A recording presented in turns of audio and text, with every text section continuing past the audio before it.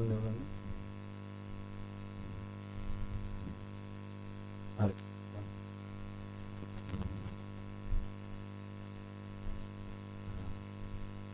හරි. good evening ළමයි. Recording in progress. අයව නම දෙනාටම. හරි. චුට්ටක් ඉන්න වීඩියෝ ක්ලියරන්ස් එක හදා ගන්නවා.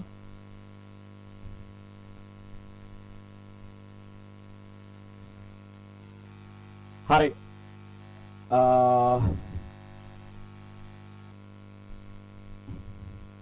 පේපර් ක්ලාස් එක ආරම්භ වෙනවා අද ඉඳලා. ඔයාලට පැහැදිලිව ඇහෙනව නේද? ඔන්ලයින් එක කට්ටියන්ට. හරි. එතකොට අද ඉඳලා හැමදාම බදාදා 7:00 ඉඳලා 9:00 වෙනකම් පේපර් ක්ලාස් එක තියෙනවා.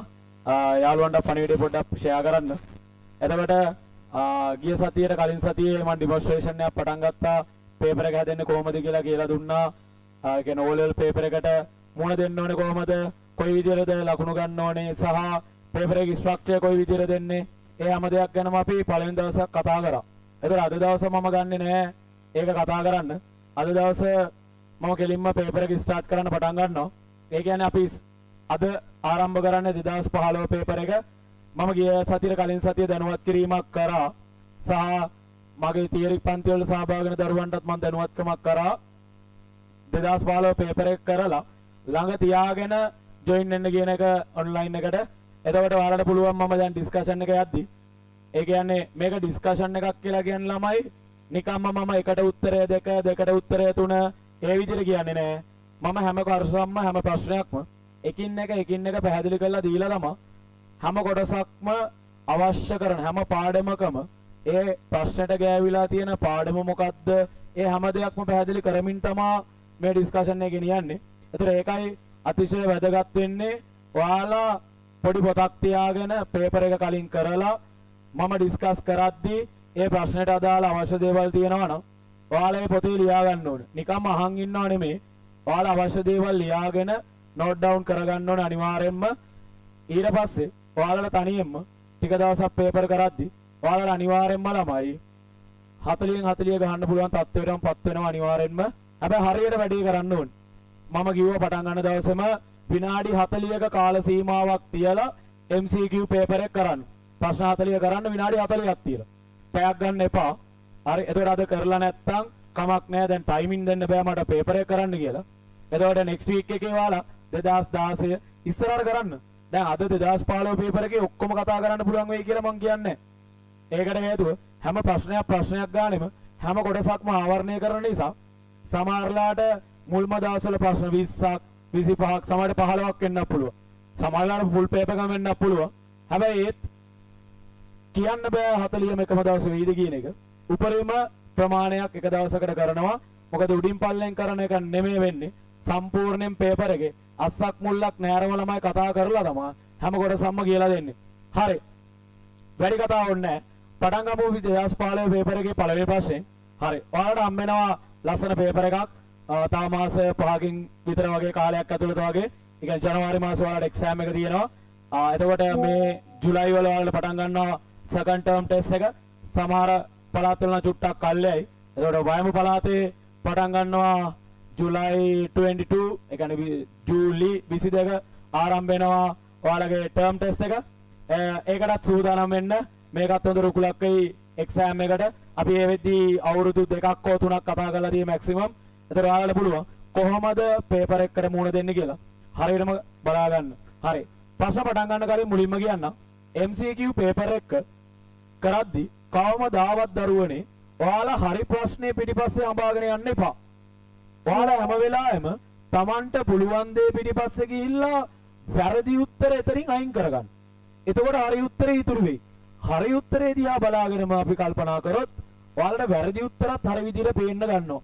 ඒ නිසා අද ඉඳලා ඔයාලා මේ වෙනකන් කරේ හරි උත්තරේ පිටිපස්සේ නම් ගියේ. අද ඉඳලා ඔයාලා අනිවාර්යයෙන්ම යන්නේ වැරදි උත්තරේ පිටිපස්සේ. එතකොට මම ඉංග්‍රීසි වලින් ප්‍රශ්නේ කියනවා කියලා මම ඒක පැහැදිලි කරනවා. ඉංග්‍රීසියට අවශ්‍ය විදිහට මම එතන නෝට් එක ඒ විදිහට කියනවා. එතකොට සිංහල ඉංග්‍රීසි දෙකල්ලන්ටම කිසිම ගැටලුවක් නැහැ. සහභාගී වෙන්න පුළුවන්. හරි. එහෙනම් අපි යම් පළවෙනි ප්‍රශ්නෙට. The central processing unit. හරි. මධ්‍ය සැකසුම් ඒකකය. අපි කියනවා පරිගණකයේ CPU එක කියලා.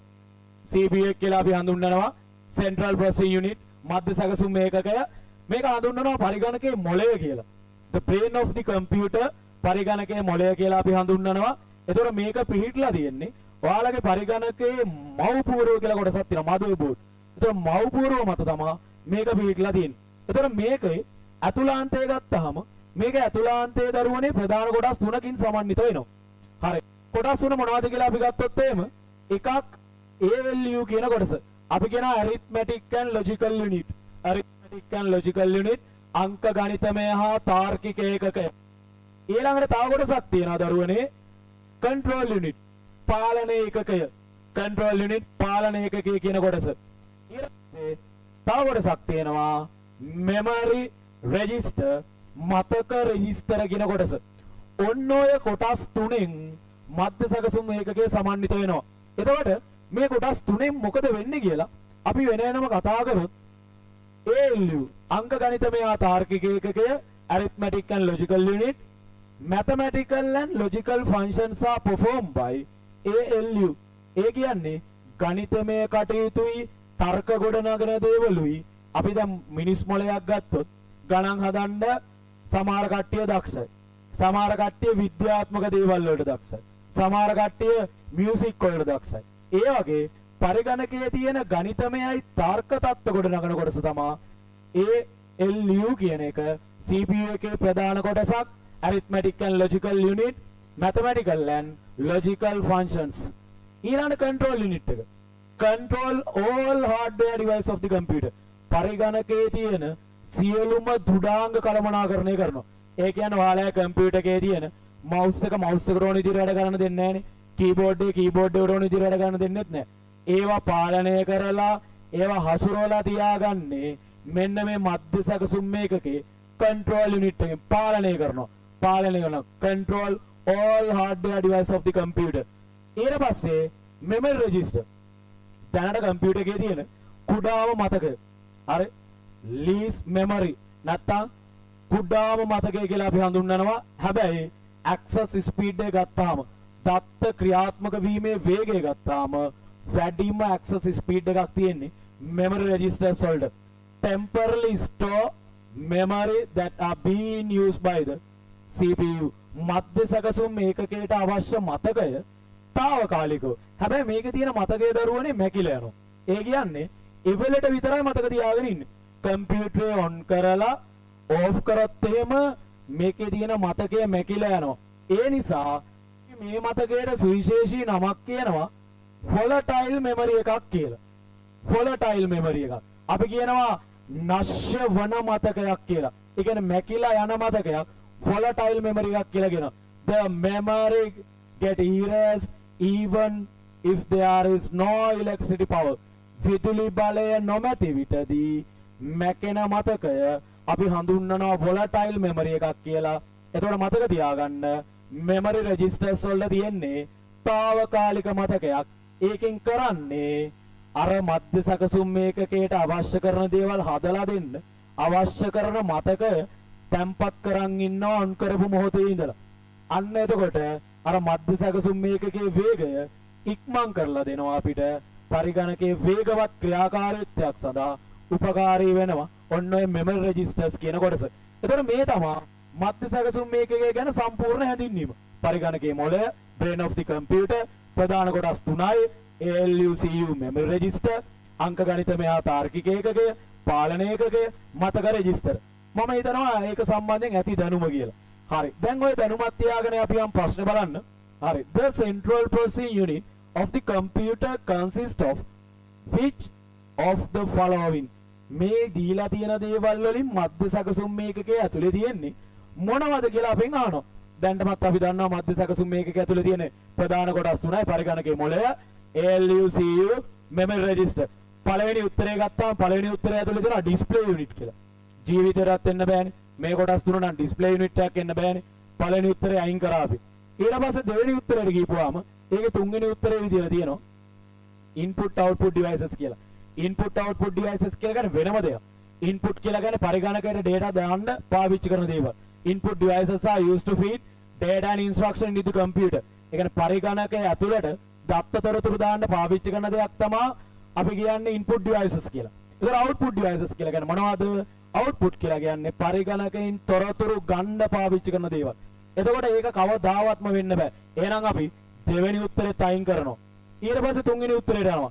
ALU CU memory register. අන්න අපිට හරි උත්තරේ හම්බුණා. තුන්වෙනි පිළිතුර, පළවෙනි උත්තරේ 3. හතරවෙනි උත්තරේ අයින් කරන්න හේතුව තමයි secondary storage. ද්විතීක මතකය කියලා කොටසක් තියෙනවා. පරිගණකයක ද්විතීක මතකය කියලා කියන්නේ hard disk එක. hard disk එක. ඒ කියලා කියන්නේ දෘಢ තැටිය. The permanent memory of the computer. පරිගණකයේ තියෙන ස්ථීර මතකය කියලා අපි හඳුන්වනවා. permanent storage එක. ඒ කියන්නේ ඒක ඇවිල්ලා non volatile memory එක. මැකෙන්නේ නැහැ. අද දත්ත දාලා කම්පියුටර් එක off වුණත් කිසිම ගැටලුවක් නැහැ ළමයි. මැකෙන්නේ නැහැ කිසිම වෙලාවක. එහෙනම් කම්පියුටර් එක ඇట్లా hard disk එකේ මොකක් හරි fail එකක් වෙන්න ඕනේ. එහෙම නැත්නම් automatically erase වෙලා යන්නේ නැහැ. ඒතකොට secondary storage එක වෙන්න බෑ. ඒ උත්තරෙත් අයින් වුණා. හරි උත්තරේ තමයි තුන්වෙනි එක ALU CU memory register කියන එක. ඔන්න අපි පළවෙනි උත්තරේ 3 කියලා හොයාගත්තා. යනවා දෙවෙනි ප්‍රශ්නෙට. Which of the following is not potential benefit? හොඳට ප්‍රශ්නේ කියවන්න ඕනේ. Not potential. නොවන්නේ කියලා තමයි අහන්නේ. not කියන එක. Potential benefit of computer networking which is connected to the internet. ඒ කියන්නේ දරුවනේ ඔයාලගේ පරිගණකයක් අන්තර්ජාලයට සම්බන්ධ කරපුවාම අපිට හොඳ නැති ප්‍රයෝජනයක්. ඒ කියන්නේ අපිට අවශ්‍ය නැති ප්‍රයෝජනයක්. potential benefit not potential benefit. ඒ කියන්නේ පරිගණක ජාලගත කරනවා කියලා කියන්නේ අපි network එකක් කියලා කියන මොකක්ද කියලා ගැන කතා කරොත් එහෙම network එකක් කියලා කියන්නේ connect two or more computers. පරිගණක දෙකක් වූ ඊට වැඩි ප්‍රමාණයක් එකිනෙක සම්බන්ධ කිරීමෙන් තමයි පරිගණක ජාලයක් බිහි වෙන්නේ. එතකොට මේ පරිගණක ජාල සමූහයක් එකතු වෙලා තමයි. ඒ කියන්නේ මේ අන්තර්ජාලය කියලා කියන්නේ මුළු ලෝකය පුරාම ව්‍යාප්තව තියෙන සර්විස් එකක්. ඒක පාලනය කරන්න කවුරුත් නැහැ, තාත්තෙක් නැහැ. ඔයාලෙන් කවදාවත් තාන්න who is the father කියලා ඉන්ටර්නෙට් එකේ කවුද තාත්තා කියලා තාත්තෙක් නැහැ. ඒක නිකම්ම තියෙන අන්තර්ජාලයේ සර්විස් එකක්. ඒක පාලනය කරන්නේ the internet society කියන non profitable organization එකකින්. ඒ කියන්නේ ආදායම් නොලබන සංවිධානයක් තියෙන the internet society කියලා. ඒකෙන් තමයි ඒක පාලනය වෙන්නේ. එතකොට අර රහසක් කියන්න ඕපදූපයක් කියන්න දෙන්නෙක් ඕනේනේ. අන්න ඒ වගේ ඔයාලට ජාලයක් හදාගන්න මිනිමම් රික්වයර්මන්ට් එක තමයි පරිගණක දෙකක් තියෙන්න ඕනේ. පරිගණක දෙකක් හෝ ඊට වැඩි ප්‍රමාණයක් එකට සම්බන්ධ කරාට පස්සේ තමයි නෙට්වර්ක් එක හැදෙන්නේ. එතකොට මේ නෙට්වර්ක් ගොඩක් ඒ කියන්නේ ජාල කරන ගොඩක් එකට එකතු වුණාම හැදෙනවා අන්තර්ජාලය කියන එක. A large collection of internet networks. අපි කියනවා ජාලයක් ගොඩක එකතුවක් අන්තර්ජාලයක් කියලා අපි හඳුන්වනවා. A large collection of network is known as the internet. පරිගණක ජාල සමූහයක් එකට එකතු වුණාම ඒක අන්තර්ජාලය කියලා හඳුන්වනවා. එතකොට අන්තර්ජාලයට යන්න නම් ඔයාලට තියෙන්න ඕනේ බේසික් රික්වයර්මන්ට්ස් මොනවද? අපි ඒ ගැනත් කතා කරමු. අන්තර්ජාලයට යන්න ඔයාලට අනිවාර්යෙන්ම ඕනේ දරුවනේ අනිවාර්යෙන්ම ඕනේ ස්මාර්ට් මොබයිල් ෆෝන් එකක් හරි කම්පියුටර් එකක් හරි. ඒ කියන්නේ සුහුරු ජංගම දුරකථනයක් හෝ පරිගණකයක් අනිවාර්යෙන්ම ඕනේ. ඊට පස්සේ අනිවාර්ය සාධකය තමයි වෙබ් බ්‍රවුසර් එකක්. ඔයාලට ඕනේ වෙබ් අතිරීක්ෂුවක්. ඒකට හේතුව ඔයාලට අන්තර්ජාලයත් එක්ක සම්බන්ධතාවයක් ගොඩනගා ගන්න තියෙන application software එක තමයි නැත්තම් යෙදුම් බුදුකාංගය තමයි වෙබ් බ්‍රවුසර් එක කියලා කියන්නේ. as example Google Chrome, Opera Mini, Firefox ඔය කියන දේවල් වලින් ඔයාලට මොකක්ම හරි වෙබ් බ්‍රවුසර් එකක් තියෙන්න ඕනේ. ඔය දෙක තිබිලත් මදි. අනිවාර්යෙන්ම අවශ්‍ය කරන ඊළඟ ඕනෙම දේ තමයි ඔයාලට ඕනේ දරුවනේ ISP කෙනෙක්. ISP කියලා කියන්නේ ඉන්ටර්නෙට් සර්විස් ප්‍රොවයිඩර් කෙනෙක් ඕනේ. අන්තර්ජාල සේවා සැපයුම් කරුවෙක්. එයාගෙන් ලබාගත් අන්තර්ජාල සමතකමක් තියෙන්න ඕනේ. ඒ කියන්නේ ISP ලා කියන්නේ ලංකාවේ නම් ඩයලොග්ලා, මොබිටෙල්ලා, හච් ඉන්නවා, SLD ඉන්නවා. ඔන්න ඔය සේවාව සපයන කුමන හෝ ආයතනයකින් ඔයා අනිවාර්යෙන්ම අන්තර්ජාල සමදකමක් ලබාගෙන තියෙන්න ඕනේ. එතකොට කොයිම තැනකවත් කියන්න එපා ඕනේ data කියන එක. data කියලා කියන්නේ අන්තර්ජාලයට යන්න ලබා දෙන ලිමිටේෂන් එක. ඒ කියන්නේ ඔයාට රුපියල් 100 කාඩ් එකක් දාපුවාම 600ක් MB දෙනවා 600 MB දෙනවා. එතකොට ඒක ඉවරුණා කියලා මුළු ලෝකෙම අන්තර්ජාලය කඩා වැටෙන්නේ නැහනේ. ඔයාගේ ජංගම දුරකථනයේ තිබ්බ ලිමිට් එක තමයි ඉවර වෙන්නේ. හැබැයි ජාලය බිඳ වැටීමක් වෙන්නේ නැහැ. ඔයාලා කෑ ගහනවා සමහර වෙලාවට ගෙදර අයට ජාලය බිඳ වැටුණා වගේ. හැබැයි ජාලය බිඳ වැටීමකට ලක් වෙන්නේ නැහැ. වෙන්නේ ඔයාලගේ ජංගම දුරකථනයේ තියෙන ඔයාලගේ ලිමිට් එක ඉවර වෙනවා. එතකොට ඒක ආපහු ඔයාලා ආය අප්ග්‍රේඩ් කරාට පස්සේ ආය ඔයාලට අන්තර්ජාල සමදකම ලැබෙනවා. එතකොට data කියන දේ අත්‍යවශ්‍ය කාරණයක් වෙන්නේ ඔයාලට ඉන්ටර්නෙට් එකට ඇක්සස් කරන්න. හැබැයි ඉන්ටර්නෙට් එකට යන්න අවශ්‍ය කරන බේසික් රික්වයර්මන්ට් ටික පෙළගස්සපුවාම අපිට ඕනේ ස්මාර්ට් මොබයිල් ෆෝන් එකක්, අපිට බෑ ගෙදර ෆ්‍රිජ් එකෙන් oven එකකින් යන්න. එතකොට නැත්තම් කම්පියුටර් එකක්, ඊට පස්සේ ISP කෙනෙක්ගෙන් ලබාගත් අන්තර්ජාල සමදකමක්, ඉන්ටර්නෙට් සර්විස් ප්‍රොවයිඩර් කෙනෙක්ගෙන්, ඊට පස්සේ අපිට වෙබ් බ්‍රවුසර් එකක් අනිවාර්යෙන්ම ඕනේ. ඔන්න ඔය දේවල් එක්ක අපි අන්තර්ජාලය ඇක්සස් කරද්දී අන්තර්ජාලයේ ඉඳලා අපේ පරිගණකයට නොයෙක් අහිතකර දේවල් එන්න පුළුවන්. අපි කියනවා වෛරස් නැත්තම් malwares කියලා කියනවා. any man made software that harm to the computer. මිනිසා විසින් නිර්මාණය කරන පරිගණකයට හානි පමුණවන අනිෂ්ට කේතයන්. උදාහරණ විදිහට ගත්තොත් computer virus, trojan horse, ඊට පස්සේ spyware, ඊට පස්සේ bots ලා ඉන්නවා, phishing ලා ඉන්නවා, adwares ලා ඉන්නවා, spams කියලා තියෙනවා. ඔන්න ඔය වගේ විශාල ප්‍රමාණයක malwares ගොඩක් තියෙනවා. එතකොට ඔය වගේ දේවල් අපි අන්තර්ජාලෙත් එක්ක සම්බන්ධ කරද්දී අපේ පරිගණකයට ගොඩාක් වෙනවා. ගොඩාක් මෙන්නේ ඔය අපි කියනවා computer worms ලා කියලා. ඒකට හේතුව worm කෙනෙක් ස්ප්‍රෙඩ් වෙන්නේ computer to computer ඉන්ටර්නෙට් එකෙන්. ඒ කියලා කියන්නේ අන්තර්ජාලය ඔස්සේ තමයි පරිගණකයට හරි නැත්නම් පරිගණකයකට හරි ඉන්නේ. එතකොට computer virus එකක් කියන්නේ computer to computer external storage device එකක් කරා. බාහිර ආචාර්ය උපාංගයක් කරා පෙන්න එකකින් වගේ නැත්නම් ඔයාලගේ hard disk එකකින් වගේ SSD එකකින් වගේ තමයි ඔයාලගේ එක පරිගණකයකින් ඉඳලා තව පරිගණකයකට virus යන්නේ. හැබැයි computer worms තනියම යනවා. පණුවට තනියම යන්න පුළුවන් නේ. අන්තර්ජාලයට කනෙක්ෂන් එක ගත්ත මොහොතේ ඉඳලා ඔයාලා කම්පියුටර් ගොඩාක් අන්සේෆ් වෙනවා. ඒක සේෆ් කරගන්න තමයි අපි දාන්නේ වෛරස් ගාඩ් එකක් කියන එක. හරි. එතකොට ඔය වගේ දේවල් නොමිලේ අපිට හම්බ වෙනවා. සේම ප්‍රයෝජන ගත්තාම නෙට්වර්ක් කරන එකේ බෙස්ම ප්‍රයෝජන එක තමයි අපිට පුළුවන් ළම can share resources. ඒ කියන්නේ සම්පත් හවුලේ භාවිතා කරන්න පුළුවන්. සම්පත් හවුලේ නෙමෙයි සම්පත් හවුලේ භාවිතා කරන්න. ඒ කියන්නේ ඔයාලට පුළුවන් කම්පැනි එකක නම් ඉන්නේ එක print එකක් අරගෙන එක print එකක් පාවිච්චි කළා.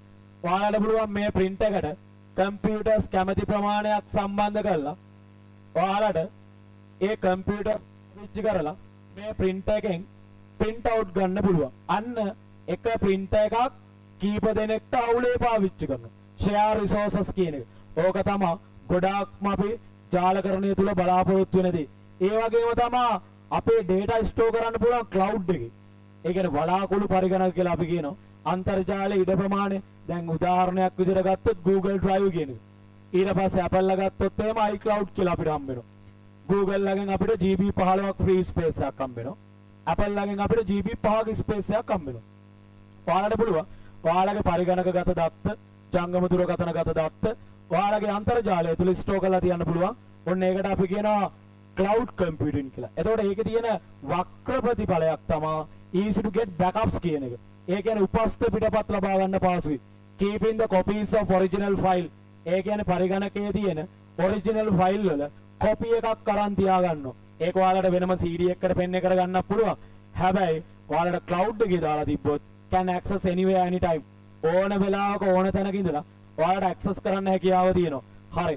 ඔන්න ඔය දීපු ධර්මත් එක්ක අපි අපෙන් අහන්නේ not potential benefit කියන එක පළවෙනි එක backup file.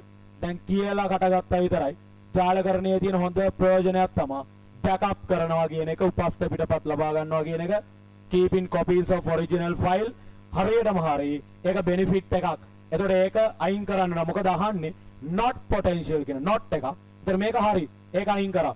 ඊළඟට reduce risk of virus and malwares. Virus සහ අනිෂ්ට මෘදුකාංග වල රිස්ක් එක අවදානම අඩු වෙනවලු. හරි. පොඩක් අපි ඒක තියාගමු. දැන් මම කිව්වා අන්තර්ජාලයට සම්බන්ධ වුණාම අපේ කම්පියුටර් එකට වෛරස් malwares එන්න තියෙන අවදානම් වැඩි කියලා. හැබැයි මෙයාලා කියන එක අඩුයි කියලා. අපි ඒක චුට්ටක් තියාගෙන ඊළඟට කියමු. share resources කියලා කටගත්තා විතරයි. බෙස්ම එක තමයි මම කිව්වා share resources කියන එක. ඒතකොට ඒක හරි උත්තරයක්. ඒකත් අයින් කරා. ඊළඟට use of web අන්තර්ජාලය කියලා කියන වෙබ් අඩවි භාවිතා කරන්න. ඉතින් අන්තර්ජාලය ඔයාලා හැම වෙලාවෙම කරන්න ළමයි. Google කිව්වත් වෙබ් අඩවිය. YouTube කිව්වත් වෙබ් අඩවිය. WhatsApp කිව්වත් වෙබ් අඩවිය. ඒක ඇප් එකක් වෙලා නැන්නේ ජංගම දුරකථන ඉරුණාට. WhatsApp කියලා කියන්නේ වෙබ් අඩවියක් තියෙනවා. Zoom කියලා කියන වෙබ් අඩවියක් තියෙනවා. ඒතර අන්තර්ජාලය ජාලගත කරන එකේ ප්‍රධාන අරමුණක් තමයි වෙබ් අඩවි පාවිච්චි කරනවා කියන එක. හරියටම හරි. එතකොට මෙතන not potential benefit. benefit එකක් නෙමෙයි අපිට වාසියක් නෙමෙයි. වෛරස් අවදානම reduce වෙන එක නෙමෙයි ළමයි. වෛරස් අවදානම වැඩි. වෛරස් අවදානම වැඩි reduce වෙන්නේ නැහැ. එතකොට ඒක තමයි මෙතන අපිට ගන්න තියෙන උත්තරය. reduce risk of virus and malwares. උත්තරය තමයි දෙවෙනි එකට දෙක කියන පිළිතුර. තුන්වෙනි එක logic gate සම්බන්ධයෙන් ප්‍රශ්නයක්. හරි. logic gate සම්බන්ධයෙන් තියෙන ප්‍රශ්නය කතා කරමු අපි. අපි කතා කරන්නේ 2015 පේපර් එක දරුවනේ. හරි. logic gate සම්බන්ධයෙන් දැනුම දෙන්න හදන්නේ. දැනුම දීලා ප්‍රශ්නේ අපි කතා කරන්නේ. හරි.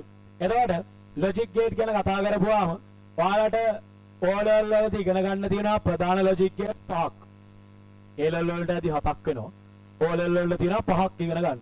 හරි. එකක් තමයි O gate එක. O හැඩය ඇවිල්ලා නිකන් අර මාළුවෙක්ගේ හැඩයක් වගේ තියෙන්නේ. මේ තමයි හැඩය. A ගියොත් B ගියොත් මේ පැත්තෙන් තමයි output එක. A+B තමයි එළියට යන්නේ. මේ තමයි O gate එකේ function එක. එකතු වෙලා එළියට යනවා. A+B ඊට පස්සේ අනිත් gate එක AND gate AND එක මෙන්න හැඩය AND gate එකේ A ගියොත් B ගියොත් එළියට යනවා A.B A.B යනවා ಗುಣ වෙලා එළියට යන්නේ. ඊළඟ අනිත් gate එක not gate එක මෙන්න හැඩතලය A ගියොත් එළියට යන්නේ A බා. ඒ කියන්නේ හොඳ කරොත් එළියට යන්නේ නරක. නරක කරොත් එළියට යන්නේ හොඳ. දෙපැත්ත මාරු වෙනවා. ගෑනු කෙනෙක් ගියොත් පිරිමි කෙනෙක් වෙනවා. පිරිමි කෙනෙක් ගියොත් ගෑනු කෙනෙක් වෙනවා. ඔපොසිට් එක බා එක කියලා කියන්නේ ඔපොසිට් එක කියලා අපි කියනවා. ඊට පස්සේ ඔයාලට තියෙනවා අනිත් ගේට් එක no gate එක. O gate එකේ හැඩයමයි චූටි වෙනසකට තියෙන්නේ. ඉස්සරහට බිඳුවක් එනවා. සමහර දරුවෝ මේ ඉස්සරහට බිඳුව දාලා ඔය බිඳුව පාඩ කරනවා. පාඩ කරන්නේ එහෙම බිඳුව දාලා. එතන මේ තමයි no gate එක.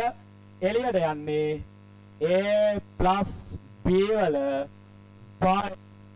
එකතු වෙලා කන පිට හැරෙනවා. A+B වල බා එක තමයි එළියට යන්නේ.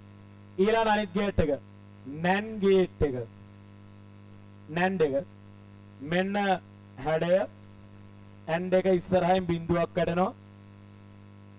මෙන්න ප්‍රතිදානය. A B ගියොත් එළියට යන්නේ ಗುಣ වෙලා බා එක A.B වල බා එක එළියට යනවා. ඔය තමයි එළියට යන විදිය. මේ තමයි ඔයාලට තියෙන main gates පහ. O plus එක and dot එක ඒ කියන්නේ multiplication, not එක බා එක opposite එක, no එක plus and opposite. ඒ කියලා කියන්නේ එකතු වෙලා බා එක යනවා කියන එක. ඊට පස්සේ NAND එක dot and opposite නැත්නම් multiply and opposite කියලා අපි කියනවා. ඒ කියන්නේ ಗುಣ වෙලා ඊට පස්සේ ඒකේ බා එක යනවා. හරි. ඔන්න gates පහේ දැනුම දීලා තියෙන්නේ. දැන් යම් ප්‍රශ්නයක් කියවන්න. අපි බලමු ඉස්සලා ප්‍රශ්නේ මොකක්ද දාන්නේ කියන එක. Consider the logic circuit with 3 inputs PQR. ඒ කියන්නේ inputs තුනක් තියෙනවා මේකේ. inputs තුන තමයි අපිට කියලා දෙනවා. input තුන තමයි PQR කියන input තුන. හරි. And one output F. එක output එකක් තියෙනවලු F කියලා. The following is observing this circuit. හරි. මෙන්න මේ පහල දීලා තියෙන දේවල් වෙනවලු. අපි ප්‍රශ්න කියලා බලමු. ඉස්සෙල්ලා ඒක කියවන කලින් ප්‍රශ්න කියලා උඩට දාගන්න ඕන.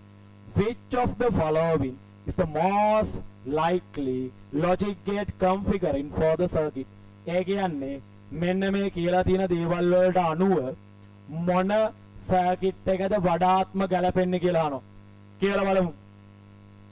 If any ඒ කියන්නේ ඕනෑම if any single input ඒ කියන්නේ මේ PQR තුනෙන් ඕනෙම ඉන්පුට් එකක් එක වෙලා ඕනෙම ඉන්පුට් එකක් එක වෙලා then output f is 0 ඕනෙම එකක් එක වුණොත් output එක බිඳුව වෙන්න ඕනෙලු irrespective of what the remaining inputs are අනිත් දේවල් මොකක් වුණත් කමක් නැහැ. ඒ කියන්නේ හිතන්නකො එක්සැම්පල් එකක් විදියට p එක සමානයි එක වෙලා මේ දෙක මොන කෙහෙම් මලක් වුණත් මේකේ ප්‍රතිදානය වෙන්න ඕනෙලු එක කියන එක ප්‍රතිදානයක් විදියට එළියට යන්න ඕනෙලු. එතකොට දරුවනේ හිතන්නකෝ හරි මම මේක ගන්නවා මෙන්න මේ ලොජික් ගේට්ස් වලට මම මේක ගන්නවා.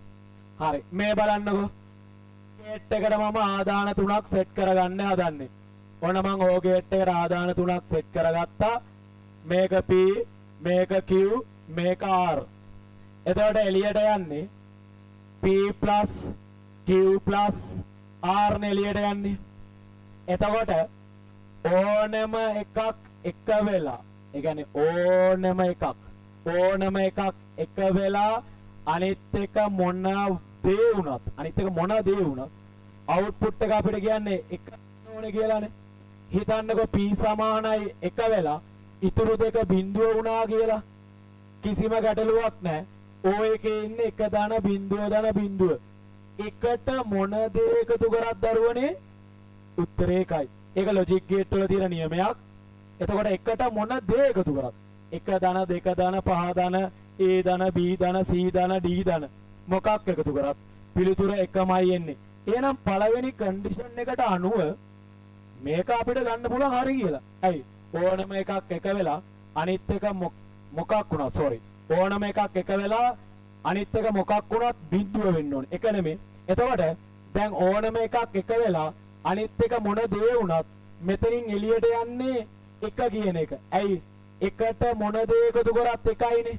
එතකොට මේක කියන්නේ අවුට්පුට් එක බිඳුව වෙන්න ඕනේ කියලා. ඒ කියන්නේ f සමානයි බිඳුව වෙන්න ඕනේ ඕනම එකාග්‍රයක් එක වුණොත්. එහෙනම් මේක වෙන්න බෑ. මේක එතනින් සම්පූර්ණයෙන් අපි අයින් කරා. හේතුව එකට මොන දේ එකතු කරත් උත්තරේ එක වෙනවා. ඊට පස්සේ මේක ගමුකෝ AND ගේට් එක. ඔන්න AND ගේට් එකකට මම ආදාන 3 යවනවා. P Q R. P සමානයි එක වෙනවා කියලා හිතන්නකෝ. අනිත් දෙකම බිඳුව වුණා කියලා හිතන්නකෝ. එතකොට මෙතනින් එළියට යන්නේ P dot Q dot R කියන එකනේ. එකක් එක වෙලා අනිත් එකම එකක් බිඳුව වුණා කියලා හිතන්නකෝ. ඒත් උත්තරේ බිඳුවයි. හැබැයි මේකෙදි චූටි ප්‍රශ්නයක් එනවා.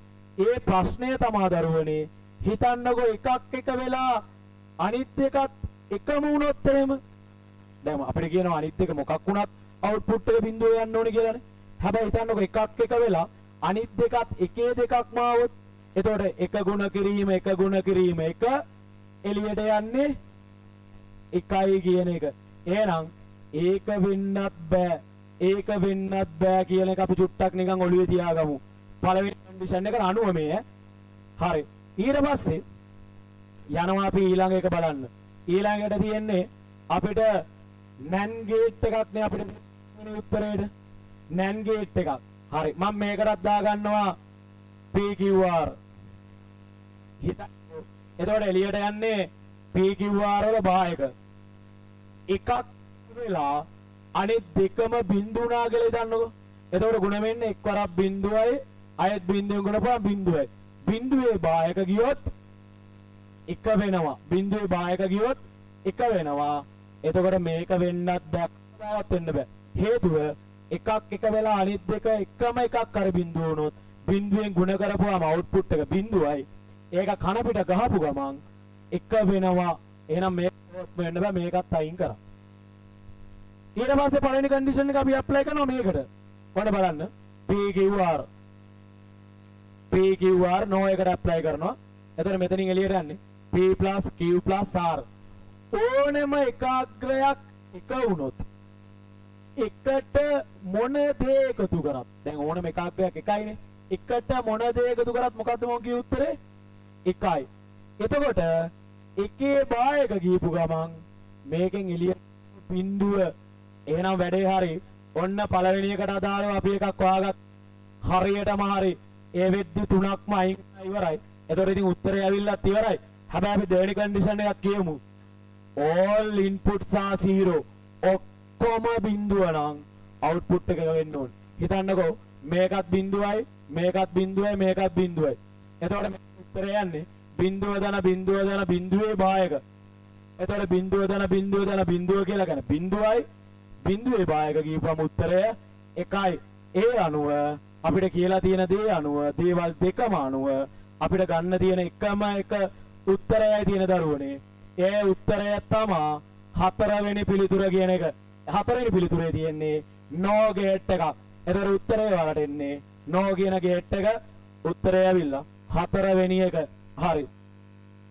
3ට 4. මොන අපි කියවනවා ඊළඟට හතරවෙනි ප්‍රශ්නය. කියවමු. To qualify in an examination විභාගයක් සඳහා qualified වෙන්න නම් හරි. examination candidates have to pass one compulsory subject. ඒ කියන්නේ අනිවාර්ය subject එකක් තියනවලු pass වෙන්න. subject S1. S කියන subject එක අනිවාර්යලු. ඒ කියන්නේ S1 කියන subject එක අනිවාර්යෙන්ම සමත් විය යුතුමලු. and one of the 3 optional subject. ඊට පස්සේ තව තියෙනවලු optional subject දෙකක්. ඒ තමයි S2 කියන එකයි S3 කියන එකයි S4 කියන එකයි. subject තියෙනවලු තව 3ක් optional subject. මෙතනින් කැමති එකක් pass වෙන්න ඕනලු. which of the following boolean expression correctly represent this scenario. මේ කියලා දීලා තියෙන දේට අනුව හරි විදිහට ක්‍රියාත්මක වෙන්නේ මොකක්ද කියලා අහනවා. හරිම විදිහට ක්‍රියාත්මක වෙන්නේ. හරි. අහලා තියෙන්නේ and එකයි o එකයි කියන එකෙන් තමයි අපිට ගන්න වෙන්නේ. and එක කියලා කියන්නේ හොඳට මතක තියාගන්න සහ කියන අර්ථය. සහ මේ සහ මේක කියන අනිවාර්යයි. and කිව්වොත් S1 and S2 කිව්වොත් S1 එකත් සමත් වෙන්න ඕනේ, S2 එකත් සමත් වෙන්න ඕනේ. එතකොට S1 කියලා කියන්නේ අනිවාර්ය සබ්ජෙක්ට් එකක් නම් S1 and වෙන්න ඕනේ. and ඊට පස්සේ S2 S3 S4 වලින් ඔයාලට ගන්න තියෙන්නේ එක සබ්ජෙක්ට් එකයි නම් හෝ කියන අර්ථය. මේකෙන් කියවෙන දරුවනේ හෝ කියන හෝ මේක හෝ මේක හෝ මේක. එහෙනම් S1 and ඔයාලට ඊළඟට එනවා වරාන්න තුලේ S2O S3O S4.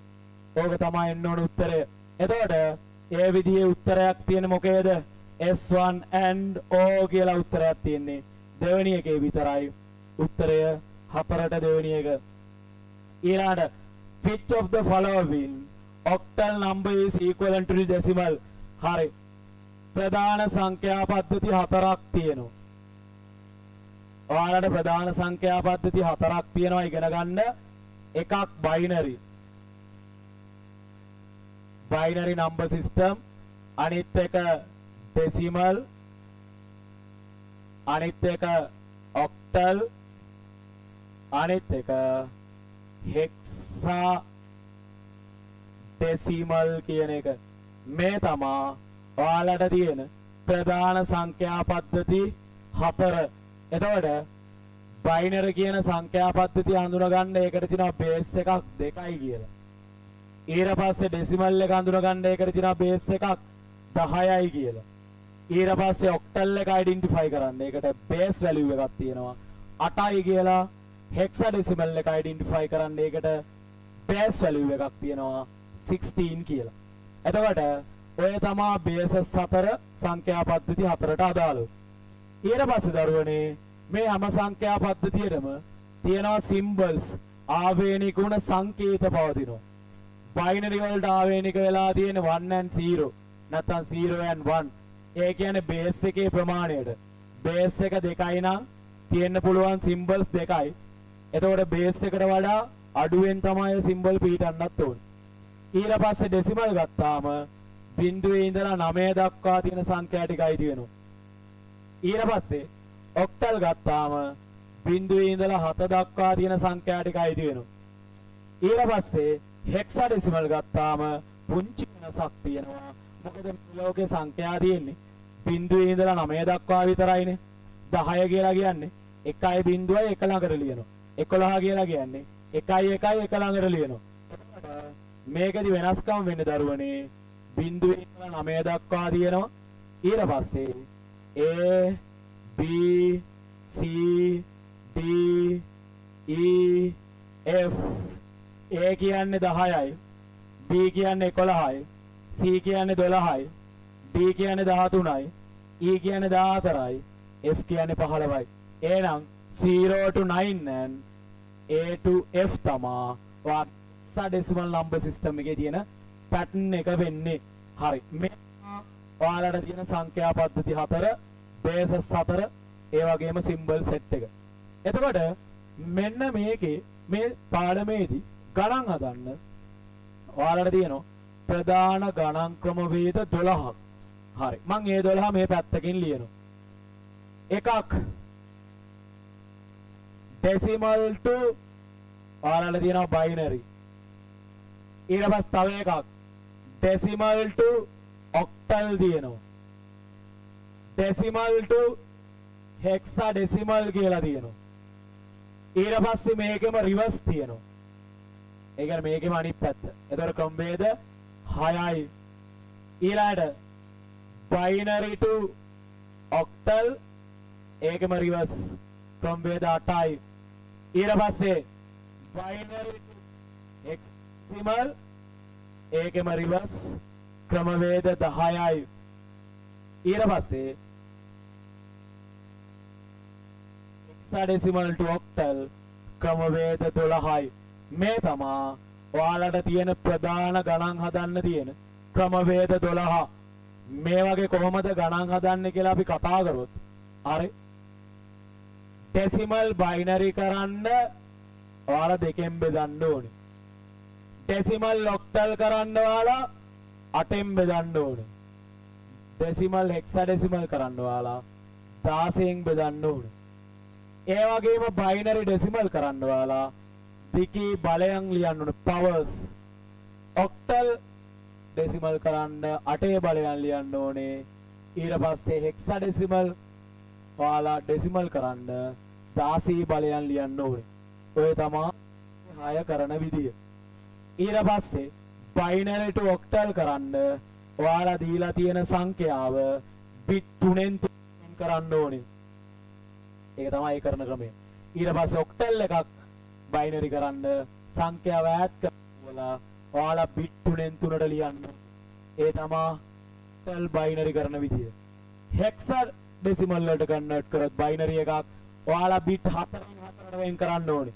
දකුණු අත පැත්තේ ඉඳලා 4 ගානේ වෙන් කරන් එන්න ඕන bit. ඒ තමයි binary hexadecimal කරන විදිය. hexadecimal එකක් ආපහු binary වලට කන්වර්ට් වෙනවා නම් ඒත් සංඛ්‍යාව ඈඩ් කරලා ලියලා 4න් 4ට ලියන්න ඕනේ. ඊට පස්සේ octal to hexadecimal. octal to hexadecimal කරන්න direct method එකක් නෑ. ඔයාලා hexadecimal කරනවා නම් octal එක binary කරලා hexadecimal කරන්න ඕනේ. ඒ කියන්නේ 3 ගානේ ලියලා 4 ගානේ වෙන් කරන්න ඕනේ. ඊට පස්සේ යනවනම් 16 8 කරනවා නම් ඒත් එහෙමයි දෙකට හදලා 8ට හදන්න ඕනේ. ඒ කියන්නේ 4 ගානේ ලියලා 3 ගානේ වෙන් කරලා අරගන්න ඕනේ. ඒ තමා hexadecimal octal කරන විදිය. ඔය තමා දරුවනේ සම්පූර්ණ නම්බර් සිස්ටම් වල ගණන් හදන්න තියෙන ප්‍රධාන ක්‍රමවේද 12. ඔය ක්‍රමවේද 12 දැන් මට එකින් එක කියාගෙන ගානේ හදන්න ගියොත් වෙලා යනවනේ. මම පේපර් එකේ හම්බෙන අවස්ථාවේදී ඒවා හදන්න අවශ්‍ය කැටි ක්‍රම ඒවා ටික කියලා දී යන්න. ඒතර මම සාරාංශයක් විදිහට ඔය කිව්වේ මේ තමා ගණන් හදන්න තියෙන ක්‍රමවේද 12. මේ තමා ඔයාලගේ තියෙන නම්බර් පැටර්න්ස් 4. හරි. යමු දැන් ප්‍රශ්නෙට. of the following octal numbers is equivalent to the decimal. octal numbers is equivalent to the decimal. හරි. දීලා තියෙන octal number එක. හරි. which of the following octal number is equivalent to the decimal 79? මේ 79 කියන එකට අදාළව ඔයාලගේ octal value එක අහනවා. හරි ලේසි. පුංචි දෙයක් කරන්න තියෙන්නේ. 79 ලිව්වා 8න් බෙදන්න තියෙන්නේ 79 8 9යි ඉතුරු 72යිනේ ඉතුරු තමයි අපිට වැදගත් වෙන්නේ 79න් 72ක් ගිහපුවාම ඉතුරු වෙනවා 7ක් ඔන්න ඉතුරු 7 මේ පැත්තට ගත්තා අය බෙදනවා 8න් 9ට 8 ඒවා 1යි ඉතුරු 1යි ඕනම් මේක තව පාරක් බෙදන්න පුළුවන් එහෙම අවශ්‍ය වෙන්නේ නැහැ ඔයාලට තියෙන්නේ මෙන්න මෙතන ඉඳලා දැන් ඉතින් මෙතන ආය 8න් බෙදෙන්නේ නැති සංඛ්‍යාවක් ආවනේ 8න් බෙදෙන සංඛ්‍යාවක් ආවොත් බෙදාගෙන යන්න ඕනේ 8න් බෙදෙන්නේ නැති තැනට වැලියු එකක් ආවොත් පල්ලයට ආය බෙදන්න අවශ්‍යතාවයක් නැහැ යට ඉඳලා උඩට ලියන්න තියෙන්නේ උත්තරේ ලියනවා 1යි 1යි 7යි බේස් එකට මේ තමයි ඔයාලා ඩෙසිමල් නම්බර් එකක් ඔක්ටල් කරන විදිය 8න් බෙදන්න තියෙන්නේ හරි උත්තරය වෙන්නේ දරුවනේ පළවෙනි එක 1යි 1යි 7 පහට උත්තරය 1 ඊට පස්සේ 6 පරිගණකයක් ගත්තාම අපි පරිගණකයකට දෙනවා numbers දෙනවා symbols දෙනවා letters දෙනවා audios දෙනවා videos දෙනවා text හැමදේම අපි කම්පියුටර් ඇතුළට දෙනවා ඔය දෙන හැම දෙයක්ම කම්පියුටර් එක අයිඩෙන්ටිෆයි කරගන්න හඳුනගන්නේ බයිනරි නම්බර් පැටර්න් එකක් විදියට.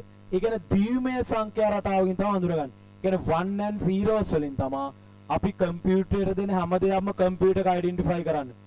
human are familiar with මිනිස්සු familiar වෙන්නේ ඩෙසිමල් වලට.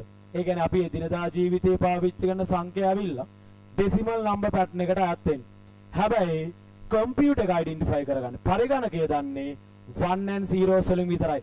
ඔයාලා පරිගණකයට දුන්නා කියලා හිතන්නකෝ ෆොටෝ එකක්. ඔය ෆොටෝ එක අපිට මොනිටර් එකේ ලස්සනට ඩිස්ප්ලේ වෙලා පේනවා.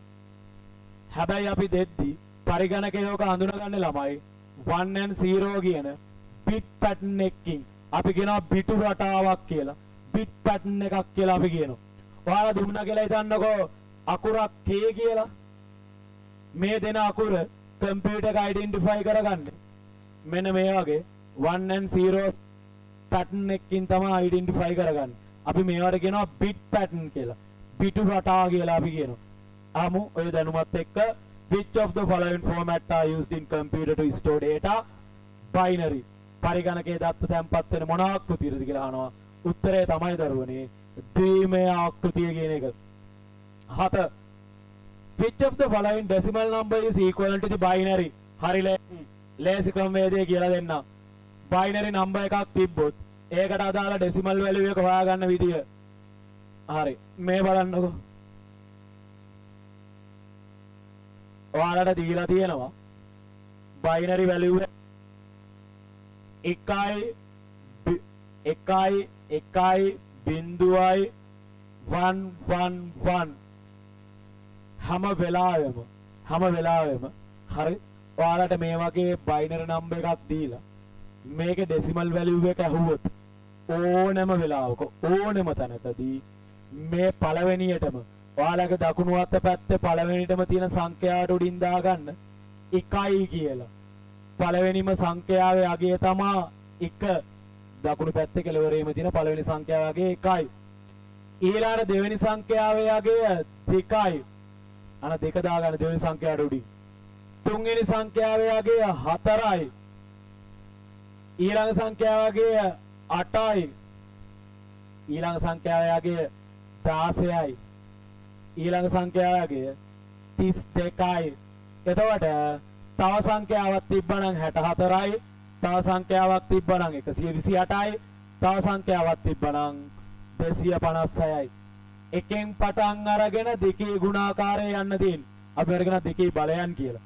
අන්න දෙකේ බලයන් ටික ලියාගත්තා. 2 4 8 16 32.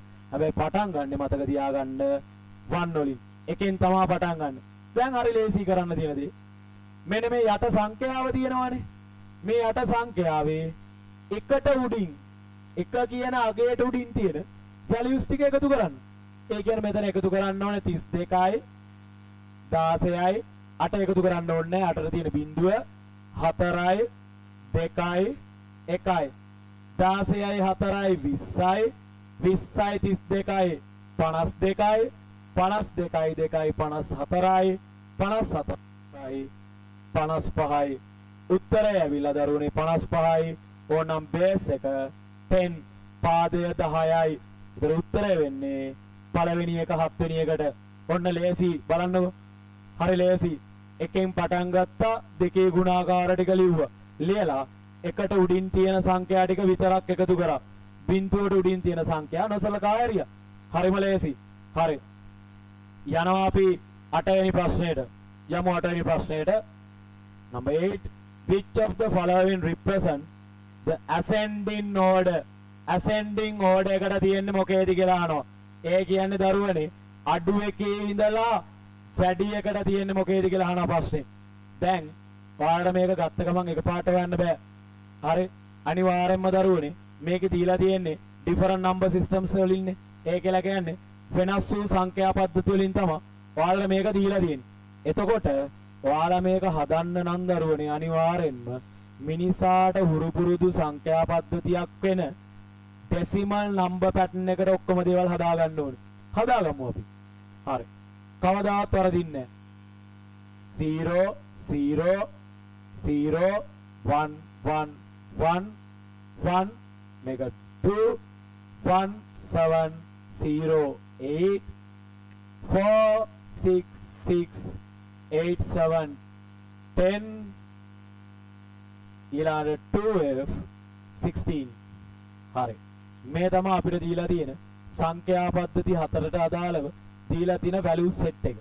එතකොට දැන් දරුවනේ ඔයාලා මේක කවමදාවත් හරිද මෙහෙම තියාගෙන උත්තරයක් බලාපොරොත්තු වෙන්න බෑ.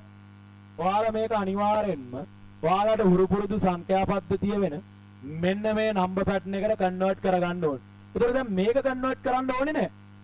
ඒකට හේතුව මේක තියෙන්නේ ඩෙසිමල් වලින්මනේ. අය ඩෙසිමල් එකක් ඩෙසිමල් වලට කන්වර්ට් කරනවා කියලා එකක් නැහැනේ. ඒතකොට මේක කන්වර්ට් කරන්න අවශ්‍ය නැහැ. හැබැයි මේ තියෙන ඉතුරු තුන කන්වර්ට් කරගන්න ඕනේ. හැබැයි ඒකෙත් පොඩි තියෙනවා ට්‍රික් එකක්. හරි. ඔක්කොම කන්වර්ට් කරන්න යන්නේ ඔන්න කරන ක්‍රමය මම කිව්වා මේවා උඩින් ලියන්න. මේ තියෙන බයිනරි එකක්. බයිනරි එකක් ඩෙසිමල් කරද්දි ලියන්නේ. පළවෙනි සංඛ්‍යාව උඩින් 1යි 2යි 4යි 8යි 16යි 32යි 64යි 128යි එතකොට ඒ සංඛ්‍යාවේ අවසානට ආපු වගේ වෙන්නේ 128 දැන් නිකමට කල්පනා කරලා බලන්නකෝ 128ද ලොකු මේකද ලොකු කියලා. ඒතර මේකනේ ලොකු. එහෙනම් අනිවාර්යෙන් මේකට කලින් තමයි මේ සංඛ්‍යාව තියෙන්න ඕනේ. ඔන්න ඒක කරනවා අවසාන අගයට විතරයි අපි බැලුවේ.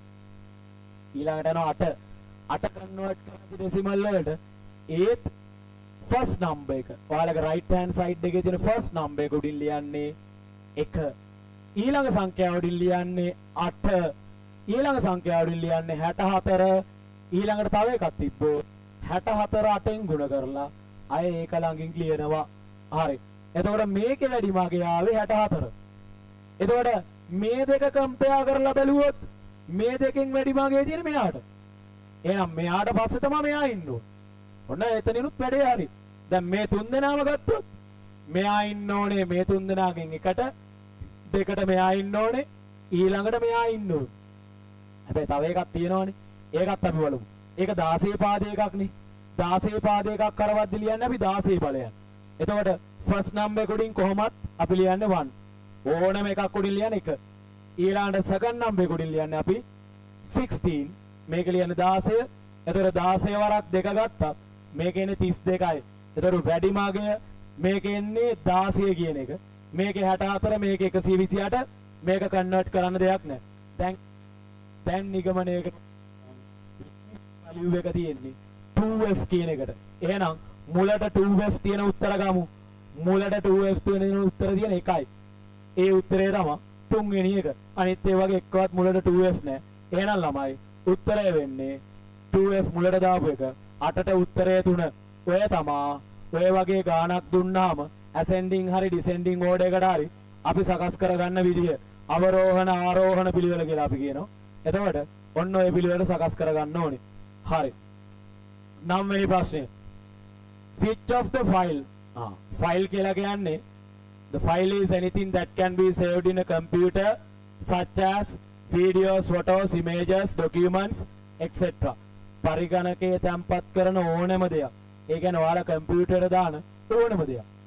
වීඩියෝ එකක් දැම්මත්, ඔඩියෝ එකක් දැම්මත්, පින්තූරයක් දැම්මත්, everything file. හැම දෙයක්ම ගොනු කියලා අපි හඳුන්වනවා.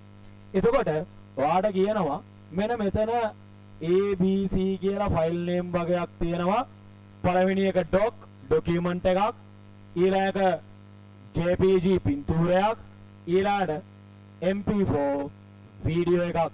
එතකොට ෆයිල් එක ප්‍රධාන කොටස් දෙකයි දරුවනේ. a.docs කියලා තියෙනවානේ. මේ කොටසට අපි කියනවා ෆයිල් නේම් එක. මේ කොටසට අපි කියනවා ෆයිල් එක්ස්ටෙන්ෂන් එක. ගොනුවේ දිගුව. මේකට අපි කියනවා ගොනුවේ නම කියලා. ෆයිල් නේම් අපි ෆයිල් නේම් එකක් පාවිච්චි කරන්නේ to identify the file.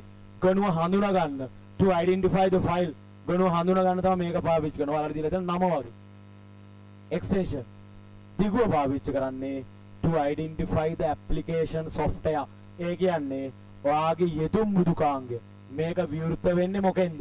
doc කියලා දැක්ක ගමන් අපි දන්නවා මේක විවෘත වෙන්නේ වදන් සැකසීමක්, word processing එක, document එකකින්. එතකොට අන්න extension එකෙන් ඔයාලට හොයාගන්න පුළුවන් මොකෙන්ද මේක විවෘත වෙන්නේ කියන එක. ඒතර ඔය තමයි ෆයිල් එක ප්‍රධාන කොටස් දෙක. අහලා තියෙන ප්‍රශ්නය බලමු. ඔයාලට දීලා තියෙනවලු 4GB pen එකක්. 4GB pen එකක් දීලා තියෙනවලු. gigabyte 4ක pen එකක් ඔයාලට දීලා තියෙනවලු. ඔයාලට කියනවා ඒ gigabyte 4 pen එක උපරිම ප්‍රයෝජනයක් අරගෙන ඔයාලට මේ ෆයිල් ටික දීලා කිව්වොත් ඔයාලා මේ ෆයිල් ටිකෙන් මොන ටික දේ pen එකට දාගන්න කියලා. හරි. දැන් හිතන්නකෝ ලීටර් 4ක් මේ තියෙන්නේ. ලීටර් 4 බාල්දියක් ඔයාලට දීලා තියෙනවා. එතකොට මේ ලීටර් 4 බාල්දිය උතුර ගන්නෙත් නැතුව හැබැයි ඔයාලට දාන්න පුළුවන් උපරිම ප්‍රමාණයට මේක පුරව ගන්නත් ඕනේ. එතකොට ඔයාලා මෙතනින් අනිවාර්යයෙන්ම පුරව ගන්නවා 3ක් GB තියෙන එක. ඒ කියන්නේ ඔයාලා ලීටර් 4 තියෙන එකට ලීටර් 3ක් දානවා. 4ක් GB තිබ්බ තැනට ඔයාලට 3ක් GB දාන්න පුළුවන් නේ. එහෙනම් අනිවාර්යයෙන්ම C කියන උත්තරය ගන්න වෙනවා අපිට. එතකොට අපිට ගන්න වෙනවා C ඒ කියලා කියන්නේ MP4 කියන එක අපිට ගන්න වෙනවා. ඒ තියෙන උත්තර ගමු. එතකොට ඒ තියෙන උත්තර තියෙන දරුවනේ 2යි 3යි 4යි. මොකද all of them කියලා තියෙනවනේ. පළවෙනි උත්තරය අයින් වෙනවා. AB කියන එක. ඊට පස්සේ ඊළඟට ගත්තාම බලන්න 740යි 300යි කියලා තියෙනවනේ. 740යි 300යි. මේ ටිකම එකතු කරපුවාම අපිට එනවා උත්තරයක් 1040ක් කියලා. එතකොට තව මේකේ දාන්න පුළුවන් 1000යි. හරිද? තව 1000ක් දාන්න තමයි ඉඩ තියෙන්නේ. එතකොට ඔයාලට ඒකට 1040ක් දාන්න බෑනේ. උතුරලා යනවනේ. එතකොට ඔයාලා කරන්න ඕනේ මේ දෙකෙන් එකක් දාන්න ඕනේ. හැබැයි පෙන් එකේ ගොඩාක් ඉඩ ඉතුරු කරන්නේ නැතුව. එතකොට ඔයාලා අනිවාර්යයෙන්ම දාගන්න ඕනේ 740 තියෙන එක. එතකොට උත්තරේ ළමයි එන්න ඕනේ B C කියන එක උත්තරය. එතකොට එන්න ඕනේ දෙවෙනි පිළිතුර. ඔයාලට දාන්න පුළුවන් B.jpg කියන එකයි C.mp4 කියන එකයි. උත්තරය ඇවිල්ලා දෙවෙනි එක. 10 වෙනි එක. මෙහෙයුම් පද්ධති. operating system. example Windows, Ubuntu, Kali, Fedora, Red Hat, Mac OS, Linux ඔය කියන දේවල් අපිට example විදිහට ගන්න පුළුවන්. operating system. ඇයි අපිට operating system එකක් ඕනේ? මෙන්න මේකයි හේතුව. ඔයාලා computer එකක් කියලා කඩෙන් ඉස්සෙල්ලා මිලදී ගන්න hardware components එක. hardware means any physical component of the computer with definite shape. පරිගණකයේ තියෙන නිශ්චිත හැඩයක් සහිත අතින් අල්ලන්න පුළුවන් කොටස්. හැඩය වෙනස් වෙන්නේ නැහැ. ඒ ටික තමයි ඔයාලා කඩෙන් ඉස්සෙල්ලා මිලදී අරගෙන ගෙදර ගේන්නේ. ඊට පස්සේ මේ hardware ටිකට පණ දෙන්න, ඒ කියන්නේ මේ hardware ටිකට පණ දෙන්න වැඩ කරන්න කම්පියුටරේ on වෙන්න අනිවාර්යයෙන්ම ඔයාගේ කම්පියුටරේ operating system එකක් තියෙන්න ඕනේ. OS එකක් දාලා තියෙන්න ඕනේ. example තමයි මම කලින් කිව්වේ Windows, Ubuntu, Fedora, Red Hat, Kali, Mac OS ඔය කියන දේවල් වලින් එකක් අනිවාර්යයෙන්ම තියෙන්න ඕනේ. ඊට පස්සේ මේ OS එකෙන් පස්සේ ඔයාලට හිතනවා ගේම් එකක් ගන්න. ඔයාලට හිතනවා Word එකේ ලියුමක් ටයිප් කරන්න. ඔයාලා හිතනවා යාළුවෙක් එක්ක chat කරන්න. අන්න ඔයාලට අවශ්‍ය කරන application softwares ටික install කරලා තියෙන්න ඕනේ. අන්න ඊළඟට තියෙන්න ඕනේ application softwares ටික යෙදුම් බුදුකාංග ටික තියෙන්න ඕනේ. ඉස්සල්ලාම ගෙනාව hardwares ටික ටිකට පණ දෙන්න දැම්ම OS එක.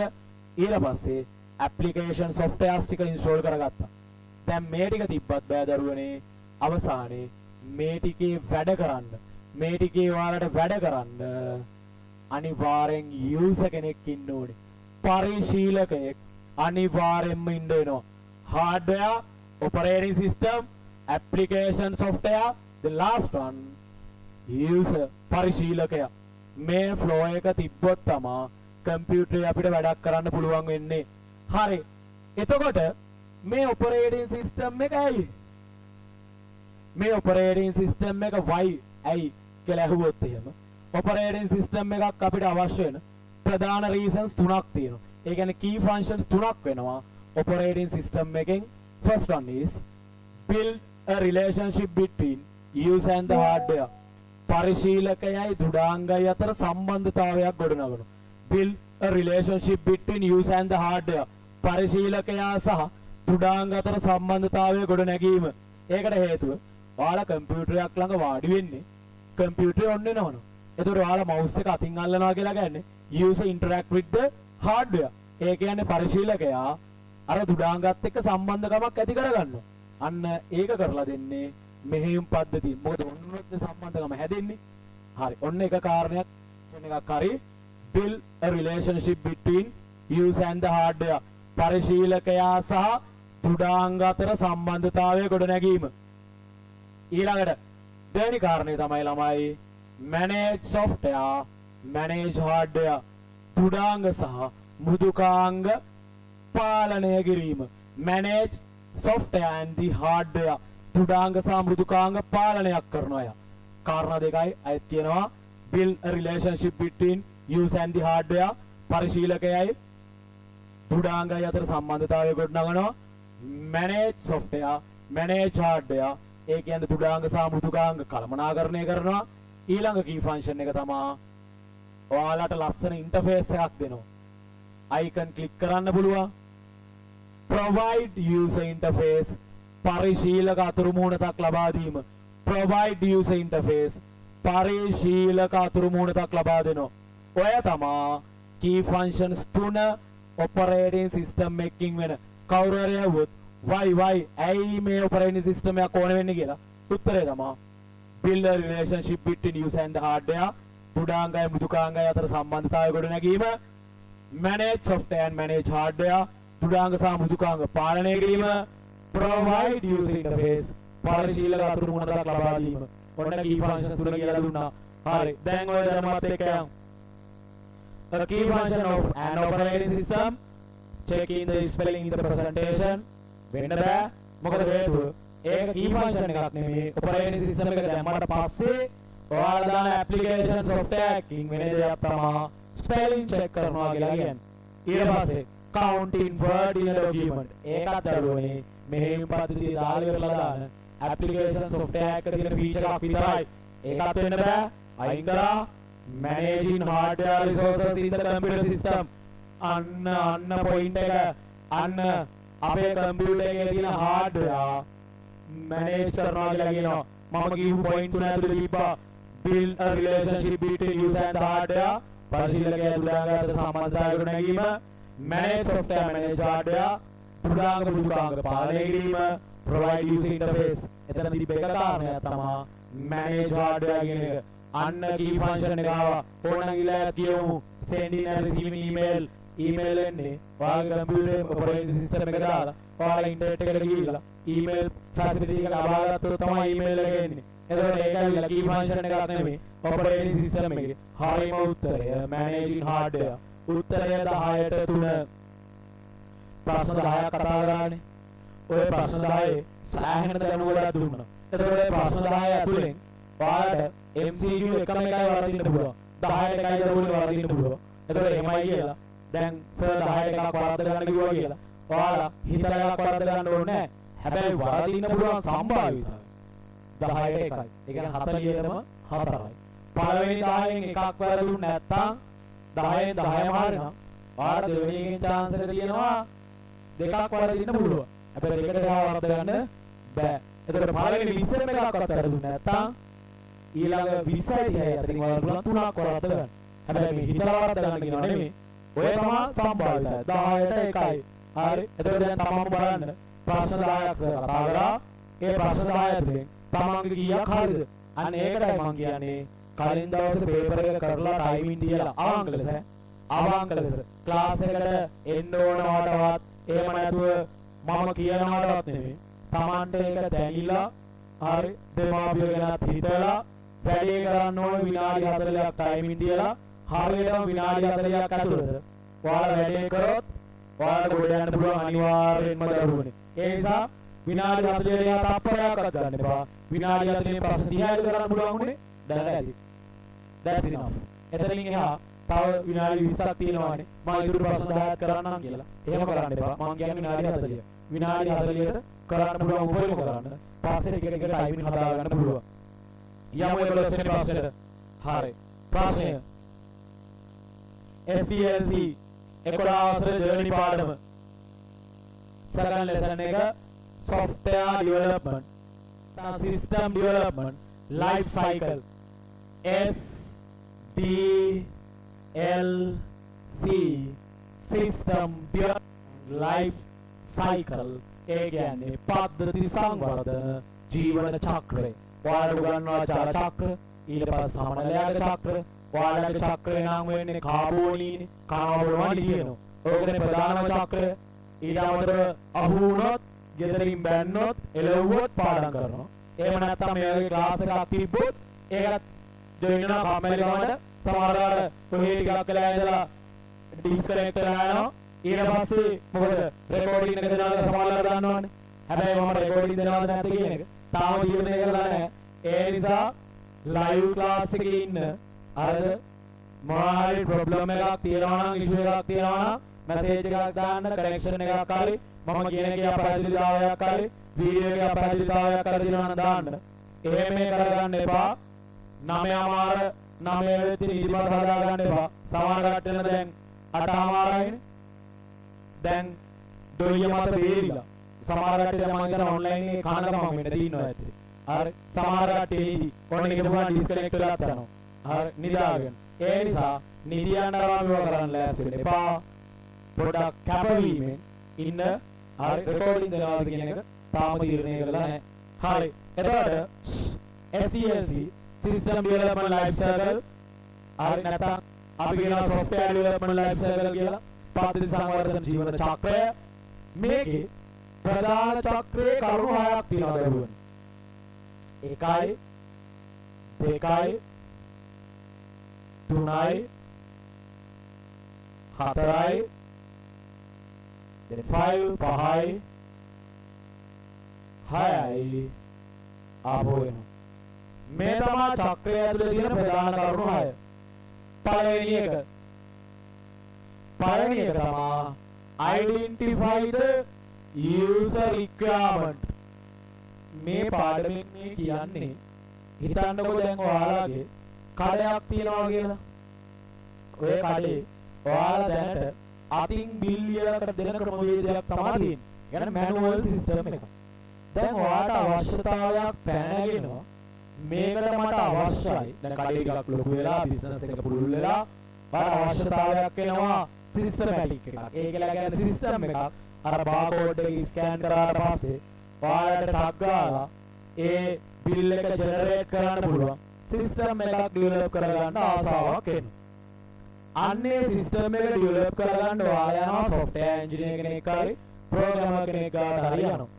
අන්නේ ගියාට පස්සේ ඒ software engineer හරි programmer හරි අනුගමනය කරන ප්‍රධාන කරුණු 6ක් තමයි මේ තියෙන්නේ. එතනින් පළවෙනි එක තමයි identify the user requirement. පරිශීලක අවශ්‍යතාව හඳුනා ගන්න. ඒ කියන්නේ ඔයා දැන් ඔය ඉන්න ඔයා එනවා මාව හම්බෙන්න. හරි. එතකොට ඔයා තමයි user ඔයාගේ කඩේට සිස්ටම් එකක් හදාගන්න. මම තමයි software engineer. මම ගාවට එනවා හම්බෙන්න. ඒ හම්බෙන්න ඇවිල්ලා ඔයා මට කියනවා අනේ අනේ කියලා නම් කියන්නේ මට මෙන්න මේ වගේ සිස්ටම් එකක් හදා ගන්න ඕනේ. මට මේක කරලා දෙනවද? හරි නැත්තම් දෙන්න කියලා කියනවා. එතකොට හා මම එකපාරට හා එහෙනම් මම හදන්නම් කියලා දඩබඩ ගාලා මම පටන් ගන්නෙ නෑ. එතකොට ඔයා ඇවිල්ලා මට සිස්ටම් එකක් ඕනේ කියලා කිව්වට පස්සේ මම සිස්ටම් එක දැන් මම ඩෙවලොපර් මම සිස්ටම් එක හදන්න ඕනේ මට ඕන විදිහටද ඔයාට ඕන විදිහට. මම සිස්ටම් එක හදන්න ඕනේ ඔයාලට ඕන විදිහට. මට ඕන විදිහට හදලා හරියන්නේ නැහැනේ. ඔයාලා ගයක් හදනවා නම් ඔයාලා කියන්නේ නැහැනේ බාසුන්නෑට. බාසුන්නෑ ඔයා ආස දෙයට තමයි මාත් ආස. ඔයා ආස විදිහට ඔයාගේ හදන්න. ඔයා ආස විදිහට මම ජීවත් වෙනවා. ඔය විදිහට කවදාවත් කියන්නේ නැහැ. ඔයාගෙන බාසුන්නෑ මෙන්න ප්ලෑන් එක. මෙතන තියෙන මේ කාමරය මෙතන තියෙන මේක මෙන්න මේ විදිහට මට කියලා හදලා දෙන්න කියලා.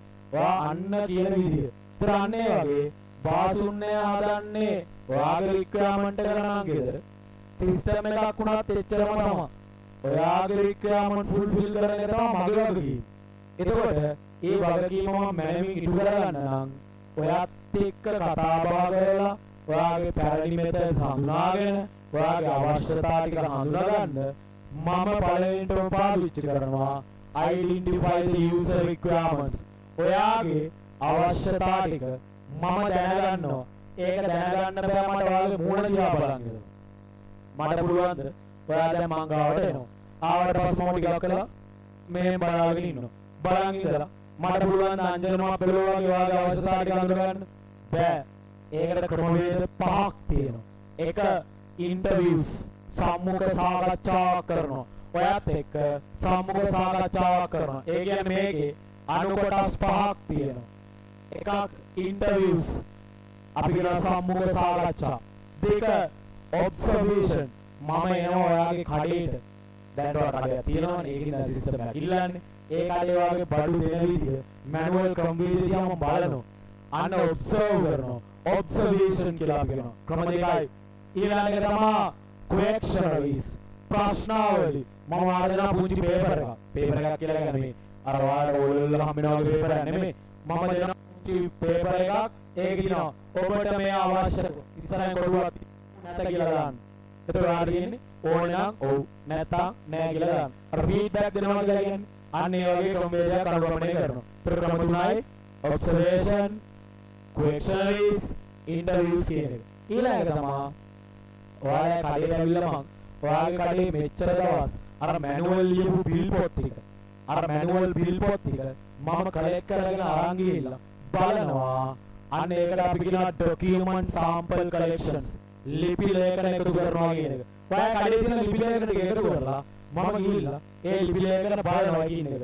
මේ විදිහට තමයි අපිට දාලා තියෙන්නේ. මේ විදිහට තමයි මාසය අවසානයේ ප්‍රොෆිට් එක කැල්කියුලේට් කරලා තියෙන්නේ. මේක තමයි මාස අවසානයේ අලාභය කැල්කියුලේට් කරලා තියෙන්නේ. අන්න ඒ දේවල් මම එකක් නෑ අර බලනවා ඔයාගෙන් ડોකියුමන්ට්ස් ටික කලෙක්ට් කරලා. අන්න තව ක්‍රමයක් ડોකියුමන්ට් සැම්පල් කලෙක්ෂන් කියන එක.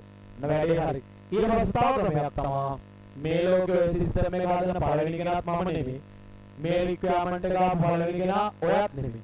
එතකොට මම ඔයාගේ ඇවිල්ලා හැමදාම අර වෙඩින් ෆොටෝග්‍රැෆි කරන්න ගිහුවාම ඒ වෙඩින් ෆොටෝග්‍රැෆර්ස්ලා අපිට පෙන්නනවා නේද මෙන්න මේ විදිහට අපි වෙඩින්ස් කරලා දිනවා මේ අපි ගහලා දින ෆොටෝස් මේ අපි ගහලා දින ෆොටෝස් කියලා අපිට සාම්පල් පෙන්නන්න.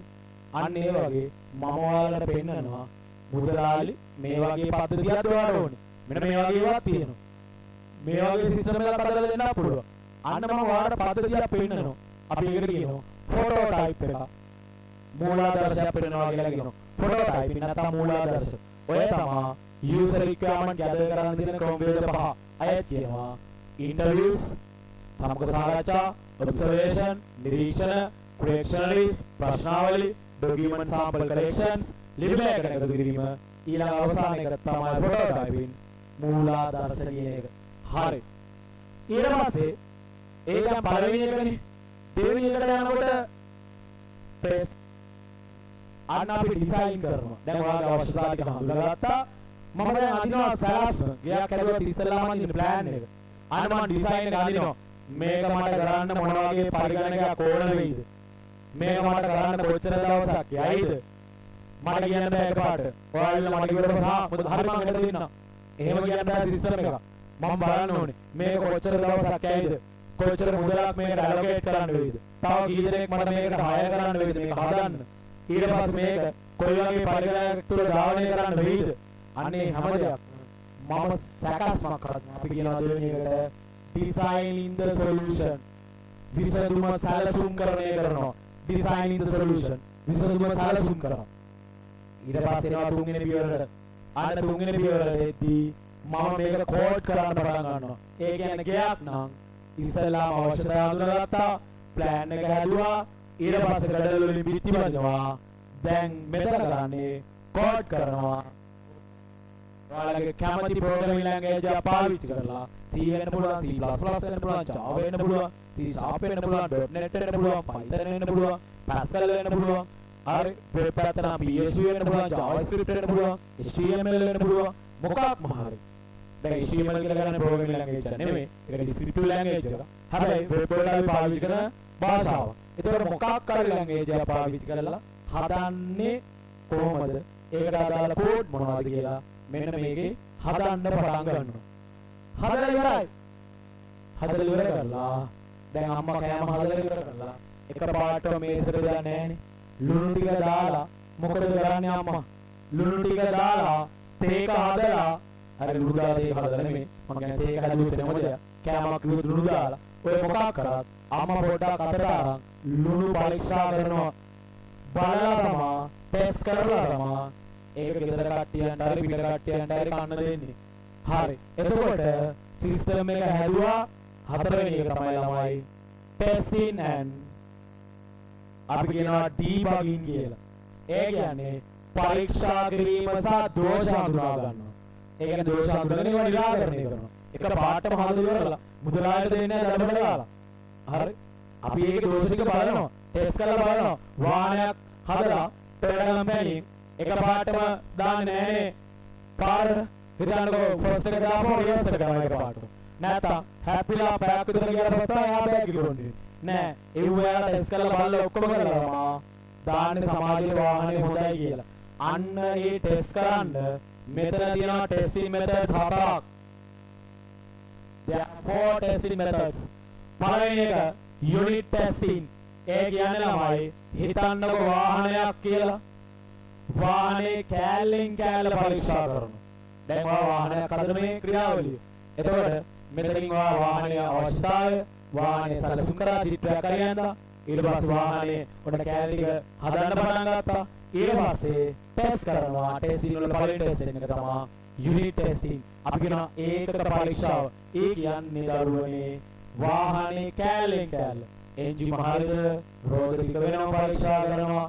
කන්නාඩි වෙනම දොරවල් වෙනම AC වෙනම කොටසින් කොටස පරීක්ෂා කරනවා යුනිට් ටෙස්ටිං ඊළඟ දෙවෙනි එක මේ හතරනම් පිළිවෙලටම තියෙන්න ඕනේ දෙවෙනි එක තමයි ඉන්ටග්‍රේෂන් ටෙස්ටිං අපි කියනවා සමස්ත පරීක්ෂාව ඒ කියන්නේ අර කෑලි කෑලි වෙනම තිබ්බ අපි කොටස් ටික එකට හයි කරලා බලනවා ඇණයක්වත් ඉතුරු වෙලාද කියලා දැන් සාමාන්‍යයෙන් අපි මොකක් කරලා ඉලෙක්ට්‍රික් භාණ්ඩයක් හරි ගලවුවොත් මොකද වෙන්නේ ගලවලා තියන ටික හරියට තියෙනවා හයි කරාදී ඇණයක් දෙකක් වැඩි වෙනවා.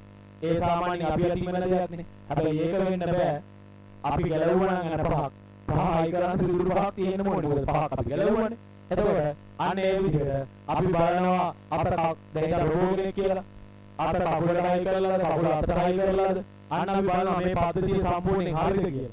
අපි කියනවා පද්ධති පරීක්ෂාව සමස්ත පරීක්ෂාව අපි කියනවා ඉන්ටර්වේෂන් ටෙස්ටිං කියලා. ඊළඟ තුන්වෙනි පරීක්ෂාව සිස්ටම් ටෙස්ටිං පද්ධති පරීක්ෂාව අන්න පද්ධති පරීක්ෂාව කියනවා හිතන්න රෝගනේ කියලා මම කියනවා රෝගෝ දැන් අත උස්සන්න කියන්නේ මොනවද අවුස්සන ඉවරයිනේ අන්න ඉන්පුට් එකක් දීලා බලනවා ඒකට අනුකූල අවුට්පුට් එකක් දෙන්නේ කියලා අන්න එහෙමනම් අන්න ඕකේ හරි එතකොට අපි ඉන්පුට් එකක් දීලා වැරදි අවුට්පුට් එකක් ආවොත් අන්න එතන ප්‍රශ්නයක් තියෙනවා අන්න ඒක තමයි සිස්ටම් ටෙස්ටිං පද්ධතිය පරීක්ෂා කරනවා කියන එක අවසාන පරීක්ෂාව ඒක කරන්නේ යූසර් අපි කියනවා ඇක්සෙප්ටන්ස් ටෙස්ටිං ප්‍රතිග්‍රහණ පරීක්ෂාව ඒ පරීක්ෂාව කරන්නේ පරිශීලකයෝ වාහනයක් අතර Toyota company දානවා සමාජයට දැම්මට පස්සේ ඒක සමාජයේ පාවිච්චි කරන මිනිස්සු තමයි ඒකේ ගුණාගුණ කියන්නේ මේක හොඳයි මේ වාහනේ හොඳයි කල්පනාත්මක හොඳයි මේක හොඳයි අර හොඳයි කියලා පරිශීලකයෝ දෙන ෆීඩ්බැක් එක තමයි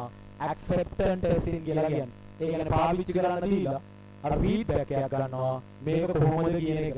ඒ තමයි දරුවනේ testing method 4.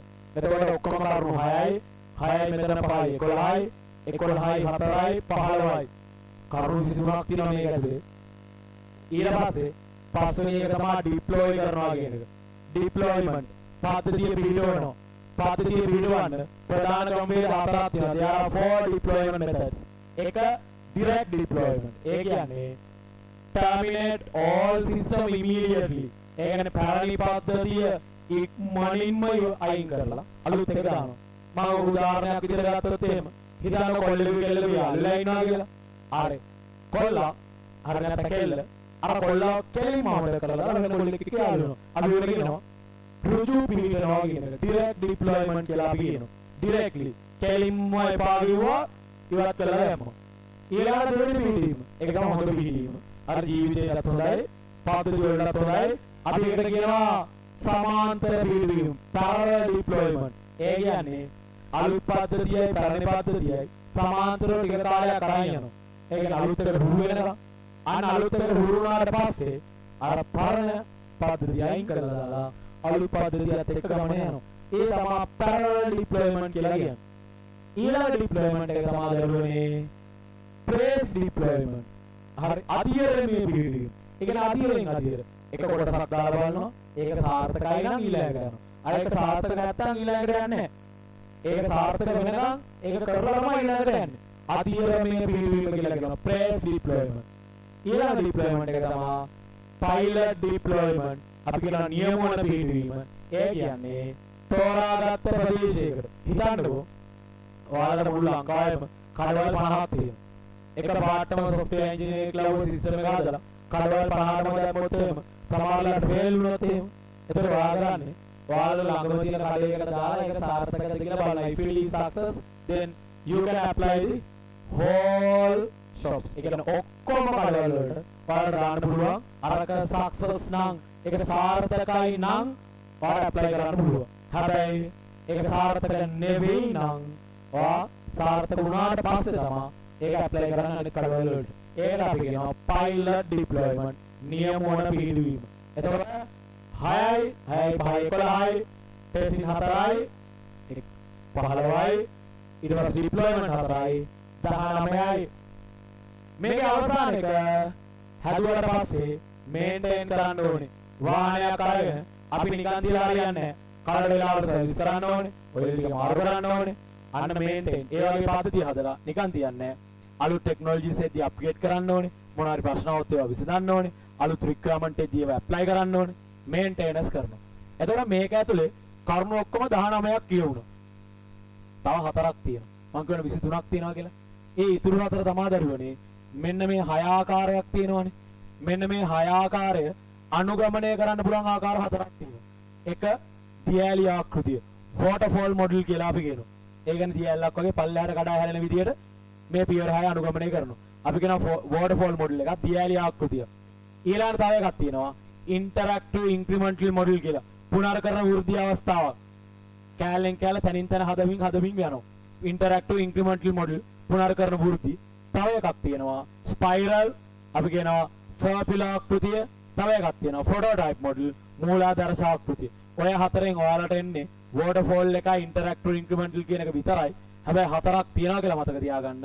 waterfall, interactive incremental, spiral, අනිත් එක prototype. සිංහලෙන් කිව්වොත් දියැලි ආකෘතිය, පුනර්කරන වෘද්ධි ආකෘතිය, ඊළඟ ආකෘතිය තමයි circular ආකෘතිය, ඊළඟ ආකෘතිය තමයි මූලාදර්ශ ආකෘතිය. හරි. ඔන්න ඕනකටත් වැඩිය දැනුම දුන්නා. හරි. The following label activities from to A to H are included in the system development life cycle. අපෙන් අහනවා පිළිවෙලට තියෙන වර්ණය මොකක්ද කියන එක. එතකොට ළමයි මුලට එන්න ඕනේ. ප්‍රශ්නේ හඳුනා ගන්නවා කියන එකනේ. problem definition. එහෙනම් E කියන එක තමයි මුලට තියෙන්න ඕනේ. E මුලට තියෙන උත්තර ගන්න. ඒ කියන්නේ identify the user requirement කියන එක වෙනකොට මෙතන තියෙන්නේ ප්‍රශ්නේ හඳුනා ගැනීම. problem definition. ඒ කියන්නේ ප්‍රශ්නේ හඳුනා ගන්නවා. ඒක තමයි මුලට එන්න ඕනේ. ඒ කියන්නේ E කියන එක මුලට තියෙන උත්තරයක් තියෙන්නේ 3 වෙනි එක විතරයි. 11ට එන්නේ 3 වෙනි පිළිතුර. හරි 12 මේක නම් කලිනුත් පැහැදිලි කරා. ඒ නිසා වැඩි පැහැදිලි කරන්න යන්නේ නැහැ. consider the following statement. හරි consider කරා. අහලා තියෙන ප්‍රශ්නේ බලමු. which of the above statement are correct? හරි එක මොකක්ද කියලා අහනවා. හරි. පළවෙනි එක to access the internet from a home and internet service provider is needed.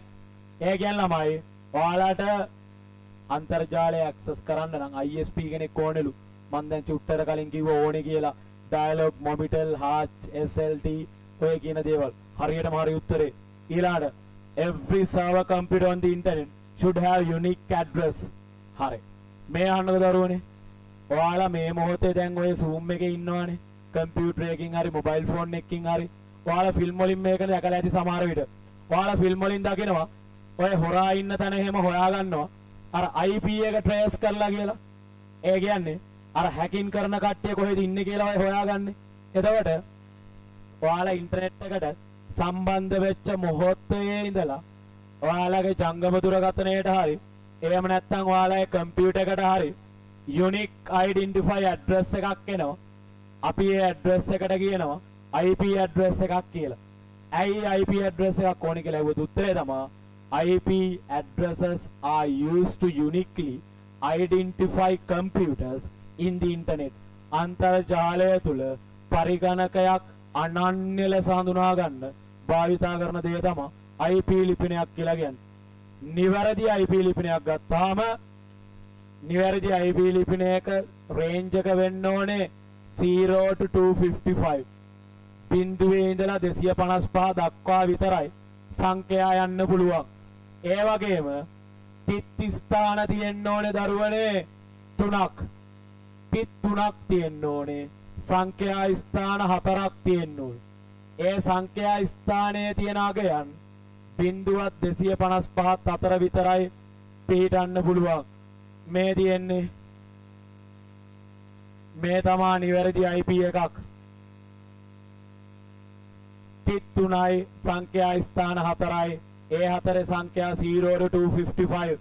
එතකොට මැක්සිමම් IP එක තමා 255 කියන එක. මිනිමම් IP එක තමා 0.0.0.0 බලන්න. තිත් තියෙන්න පුළුවන් 3යි සංඛ්‍යා ස්ථාන තියෙන්න පුළුවන් 4යි 1යි 2යි 3යි 4යි.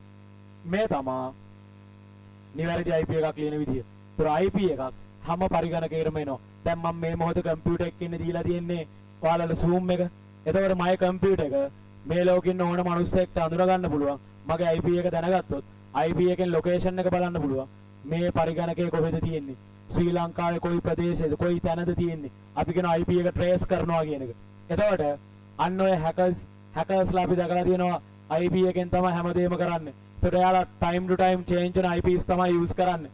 එතකොට හැම වෙලාවෙම ඔයාලා ඉන්ටර්නෙට් එකට සම්බන්ධ වෙච්ච මොහොතේ ඉඳලා ඔයාගේ පරිගණකයට ජංගම දුරකථනයට IP address එකක් allocate වෙනවා. මතක තියාගන්න.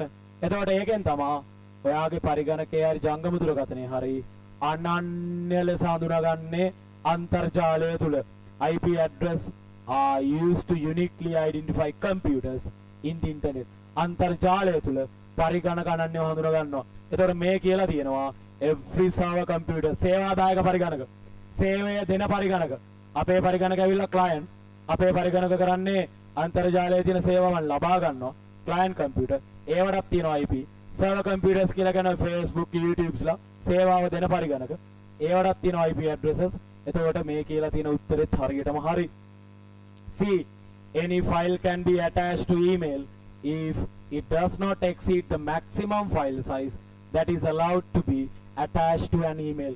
ඒ කියන්නේ ඔයාලට email එකකට ඕනෙම ගොනුවක් attach කරන්න පුළුවන්ලු. පුළුවන්. ඔයාලගේ email එකක් ගත්තාම email එකේ තියෙනවා අර file clip එක වගේ හැඩයක් තියෙන icon එකක් තියෙනවා. ඔන්න ඕකට අපි කියනවා attachment symbol එකක් කියලා. ඔයාලට email එකක් through යවන්න පුළුවන් වීඩියෝ එකක්, audio part එකක්, ඊට පස්සේ animation එකක්, ඊට පස්සේ document එකක්, PDF ඕන දෙයක් ඔයාලට attachment එකක් විදිහට යවන්න පුළුවන්. හැබැයි දරුවනේ හිතන්නකෝ ඔයාලගේ මේල් එකේ දීලා තියෙන මැක්සිමම් ලිමිට් එක මෙගාබයිට් 80යි කියලා.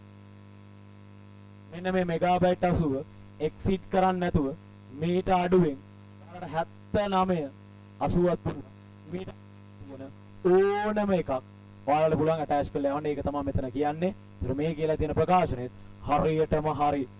එහෙනම් A B C කියන උත්තර තුනම එනවා 12ට. උත්තරය 4 13. consider the following extension. හරි. කල්ලුත් කිව්වා හැම ගණුවකටම ප්‍රධාන කොටස් දෙකක් අන්තර්ගත වෙනවා. file name file extension. එතකොට අපෙන් අහනවා මේ දීලා තියෙන ඒ වගේ document වලට අදාළ file extension මොකක්ද කියන එක. document word වලින් හදපු එක. එතකොට 10 වසරේ පාඩමට ඔයාලට උගන්වනවා Microsoft Word කියන එකයි ඊට පස්සේ LibreOffice Writer කියන එකයි. එතකොට Microsoft Word ගත්තාම 2007ට කලින් version වල 2007ට කලින් version වල ඒ කියන්නේ 2003 වගේ කියන version වල save වෙන්නේ ළමයි. ඔයාලා save කරපුවාම file extension එක save වෙන්නේ doc කියලා. doc කියලා තමයි save file extension එක 2007ට කලින්. 2007ට පස්සේ මේක save වෙන්න පටන් ගන්නවා docx කියන file extension එක. දෙකම word දෙකම word වෙනසක් නැහැ. doc කිව්වත් එකයි docs කිව්වත් එකයි. වර්තමානයේ save වෙන්නේ මේකේ. දැන් කලින් version වල 2004 කලින් version වල save වෙන්නේ doc වලින්. හරි. විනාඩියක් දෙන්න. අපි බැටරි එක change කරගන්නකම්.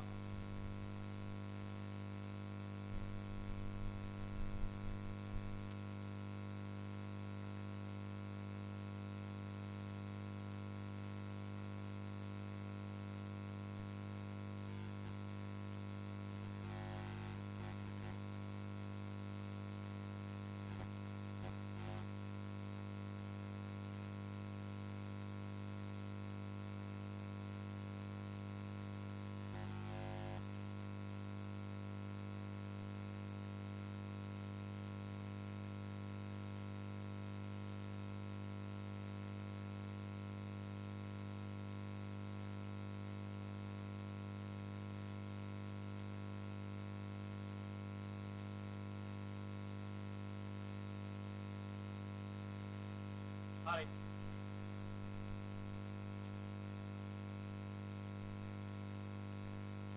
එහෙනවනේ.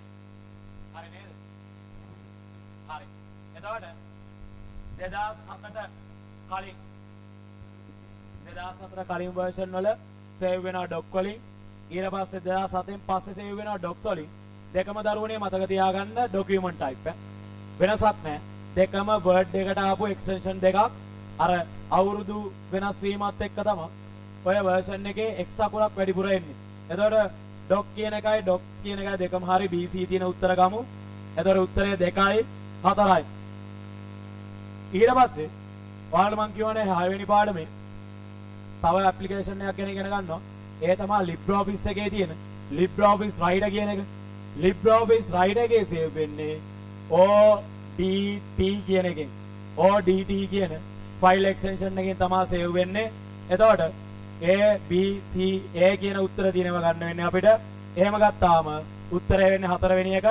RTH එකත් Word document එකකට අදාළව software එකට අදාළව save වෙන extension එකක් RTH කියලා කියන්නේ. එතකොට උත්තර 4ම හරි. කොහොමත් RTF අපි දැනන් හිටියේ නැතත් අපිට ප්‍රශ්නයක් නැහැ. ODT LibreOffice Writer ඊට පස්සේ docs doc word එක. එතකොට උත්තරේ ABC තියෙන එකක් ගන්න ඕන අනිවාර්යෙන්. එහෙම උත්තර එකයි තියෙන්නේ. උත්තරේ 4 වෙනි එක. හරි. ඊට පස්සේ word එක. word එක ගත්තාම word එකේ ප්‍රධාන icons ඒ කියන්නේ ඔයාලට text formatting වලට තියෙන ප්‍රධාන icons කීපයක් තියෙනවා සහ ඒවට short keys තියෙනවා. හරි. මම ඒ icons ටික සියල්ලම අඳිනවා. ඇඳලා ඒ වගේ short keys icon නම් මම ටික කියලා දෙනවා. හරි. B අකුර bold අකුරු තද පාට කරන්න Ctrl+B. මේ icon නේ I අකුර italic අපි කියනවා italize your text කියලා. අකුරු ඇල කරන්න පාවිච්චි කරනවා Ctrl+I. ඊළඟ underline Ctrl+U යටින් ඉරාන ඉන්න පාවිච්චි කරනවා. ඊට පස්සේ copy icon එක කොළ දෙකක් මේ විදිහට තියෙනවා. copy කියලා අපි කියනවා. ඊට පස්සේ cut copy එකේ short key එක තමයි Ctrl+C. cut එක කතුරක හැඩයක් තියෙන්නේ. control plus x ඊළඟ paste අලවනවා කියන අර්ථය මෙන්න මේ වගේ බෝඩ් එක කොලේ අලවලා තියෙනවා අපි කියනවා paste කරනවා මෙන්න icon එක ඊට පස්සේ control plus v මෙන්න undo ආපස්සට යවනවා icon එක අපි කියනවා control plus z ඊළඟට මෙන්න කැරකෙනවා icon එකක් අනිත් පැත්තට ඉස්සරහට අපි කියනවා redo control plus y කියලා අපි කියනවා ඊට පස්සේ save මෙන්න save එකේ icon එක save මේ විදිහේ icon එකක් save කරනවා කියලා අපි කියනවා control plus s කියලා අපි කියනවා ඊළඟට මෙන්න open එකේ icon එක open කරනවා හරි fold එක icon එකක් එළියට ඊතලයක් තියෙනවා open control plus o කියලා අපි කියනවා ඊට පස්සේ මෙන්න left align ඒ කියන්නේ වමට කෙල්ලේ කරනවා ඉරි ටික ඔක්කොම ආලගේ වම් අත පැත්තට සමානව තියෙනවා නම් ඒක left align මේක center line මැදට තියෙනවා ඊට පස්සේ මේ right align ඉරි ටික ඔක්කොම දකුණු අත පැත්තට සමානව තියෙනවා right align මෙන්න justify ඔයාලගේ ඉරි ටික ඔක්කොම වමටයි දකුණටයි දෙපැත්තටම සමානව තියෙනවා justify අපි කියනවා දෙපසට මේක එල්ලේ කිරීම ඊළඟට මෙන්න අර අකුරු උඩට ගන්න පාවිච්චි කරනවා අපි කියනවා superscript සුපර්මෑන් යන්නේ උඩින් ඒ නිසා උඩට යනවා superscript ඊට පස්සේ පහළට ගන්නවා අපි ෆිල්ම් එක සබ්ටයිටල් යන්නේ පහලින් අපි මේක කියනවා subscript යටි සලකුණ කියලා අපි කියනවා subscript ඊට පස්සේ මෙන්න increase font size අකුරු වල විශාලත්වය වැඩි කරනවා increase size අකුරු වල විශාලත්වය වැඩි කිරීම ඊළඟට decrease font size අකුරු වල විශාලත්වය අඩු කරනවා decrease font size එක ඊට පස්සේ change case ඒ කියන්නේ capital simple කරන්න simple capital එකපාර අකුරු වල වෙනස්කමක් සිද්ධ කරගන්න අපි කියනවා change case කියලා ඊළඟට spelling අක්ෂර වින්‍යාස දෝෂ වලට තියෙන icon එක ඊළඟට sort a to z කියලා දාලා තියෙනවා sort එකේ icon එක ඊළඟට bullets මේව තිත් පෙළියක් තියෙනවා bullet එකේ icon එක bullets දානවා bullet lines 2 ඊළඟ numbering 1 2 3 කියලා දාලා මේ විදිහට තියෙනවා අපි මේකට කියනවා numbering ඒ කියන්නේ සංඛ්‍යාත්මක ලයිස්තු ඇතුළත් කරනවා කියලා අපි කියනවා සංඛ්‍යාත්මක ලයිස්තු ඇතුළත් කිරීම ඊළඟට font size ඒ කියන්නේ අකුරු වල විශාලත්වය වෙනස් කරනවා කියන එක ඊට පස්සේ font color ඒ අකුරක් වැටලා යටින් color bar එකක් වැටෙනවා අපි කියනවා font color එකක් apply කරනවා කියන එක font වලට අපි දානවා color එකක් ඊළඟට border මෙන්න border එකේ කඩේරියක් තියෙන ඔන්න ඔය වගේ border එකේ මෙන්න border එකේ icon එක border ඊළඟට shading ඇලවෙච්ච තින්ත බාල්දියෙන් තින්ත හැලෙනවා shading කියන එක මෙන්න icon එක shading වලට අදාළව ඊට පස්සේ හරි indentation කියලා කියන්නේ ඔයාලගේ කම්පියුටර් එකේ ටැබ් එකෙන් වෙන දේ වමට හරි දකුණට හරි ගන්න පාවිච්චි කරන එක මේ පැත්තට ඊතලයක් දාලා ටිකක් ගහලා අපි ඔකට කියනවා increase indentation කියලා ඕකම අනිත් පැත්තට තිබ්බොත් ගහලා ඉරි ටික ගහලා මේ පැත්තට ඊතලේ දාලා තිබ්බොත් අපි ඔකට කියනවා decrease indentation ඒ කියන්නේ අනුච්ඡේදනය කරනවා කියලා අපි කියනවා අනුච්ඡේදනය ඊළඟ icon එක font icon එක මෙතන වැටලා තියෙනවා Times New Roman කියලා වැටිලා මෙතනින් පහළට කරන්න පුළුවන් එකක් තියෙනවා අපි කියනවා font එක කියලා font එක තෝරගන්නවා කියන එක එතකොට මේ තමා ඔයාලගේ Word document එකක් ගත්තාම මුලටම පේන බේසික්ම ටූල් ටික බේසික්ම ටූල් සෙට් එක තමයි මම ඔය ඇදලා තියෙන්නේ ඔයාලා Word document එකක් නිකන් දැන් ඔළුවේ මැවෙන්න ඕනේ Word එකක් ගත්තාම මේ icon ටික තමයි තියෙන්නේ කියන එක ඔළුවේ මෙහි පේන්න ඕනේ මෙන්න icon set එක මෙහෙම අඳින්න පුළුවන්කම තියෙන්නත් ඕනේ. හරිද? එතකොට මෙන්න ඔයාලගේ icon set එක. හරි. දැන් යමු ওই ප්‍රශ්නෙට. Sentence E formatted as sentence B by using word processing software. ඒ කියන්නේ A කියන sentence එක format කරලා තියෙනවලු B කියන එක බවට. අපෙන් අහනවා ඒක පරිවර්තනය කරන්න පාවිච්චි කරලා තියෙන icon. ඇස් පෙනීම තියෙන්න ඕනේ හොඳට. ඇස් අරලා බලන්න ඕනේ. හරි. sentence A එකේ නැති sentence B එකේ තියෙන ප්‍රධාන වෙනස්කමක් අපිට පේනවා. ඒ වෙනස්කම තමයි දරුවනේ යටින් ඉරක් ගහලා තියෙනවා. එහෙනම් underline U තියෙන උත්තර ගන්න ඕනේ. underline කියන එක මේ තියෙන icon එක මේ icon එක තියෙන්න ඕනේ. තියෙන්නේ 2 3 විතරයි. ඊට පස්සේ තා ටිකක් හොඳට ඇස් අරලා බලපුවම පේනවා. අකුරු ටික ඇලවෙලා තියෙනවා. ඒ කියන්නේ ඉටලික්. එහෙනම් ඔය icon දෙක තමයි උත්තරයට එන්න ඕනේ. උත්තරය දෙවනි එක දෙවනි උත්තරය. හරි. 15 which of the following icon in word processing software can be used to search for a text? කොස්සකින් හොයන්න බෑනේ. නිකන් හිතනු දන්නේම නෑ කියලා. ඔළුවට එන්න ඕන කොස්සකින් හොයන්න බෑ. කතුරකින් හොයන්න පුළුවන්ද? කතුරෙන් කරන්නේ කපන එක. එහෙනම් ඒක වෙන්නත් බෑ. ඊට පස්සේ කොක්කකින් ඔය කොක්ක මොකක්ද කියලා මම පැහැදිලි කරන්නම්. කොක්කකින් හොයන්නත් බෑනේ. කොක්කකින් පුළුවන් කඩන්න මොනවා. ඊළඟට තියෙනවා දුර දක්නය. ටෙලස්කෝප් එක. අන්න දුර තියෙන දෙයක් අපිට හොයලා බලන්න පුළුවන් icon එකක් තමයි ටෙලස්කෝප් එක. අපි ඔකට කියනවා ළමයි find කියලා. find එකේ icon එක තමයි ටෙලස්කෝප් එකක්. find එකේ icon එක ගත්තොත් එහෙම මෙන්න මේ විදිය ටෙලස්කෝප් එක icon එකක් එනවා. එතකොට ඔයාලට තියෙන්නේ ඈත තියෙන දෙයක් හොයලා බලන්න. ඕකේ ෂෝට් කී එක අපි කියනවා control+F කියලා අපි කියනවා. ෂෝට් කී එක තමයි control+F කියන එක find කියලා අපි කියනවා. අර කොක්කක් තිබ්බනේ. කොක්කෙන් වෙන කරුවනේ. හිතන්න වර්ඩ් එකේ මොකක් හරි දෙයක් ටයිප් කරනවා කියලා. වර්ඩ් එකේ වල මොනවා හරි දෙයක් ටයිප් කරනවා. ඒ ටයිප් කරාට පස්සේ හරි A B C කියලා මෙතන වචනයක් ටයිප් කළා E F D කියලා මෙතන වචනයක් තියෙනවා. දැන් බැලු බැලමටම ඔයාලට කියන්න පුළුවන්ද මෙන්න මෙතන වචන දෙක අතර කොච්චර ස්පේස් එකක් තියලාද කියලා. ඒ කියන්නේ කී පාරක් ස්පේස් බාර් එක ගහලාද කියලා. ඔයාලට කියන්න පුළුවන්ද බැරිද?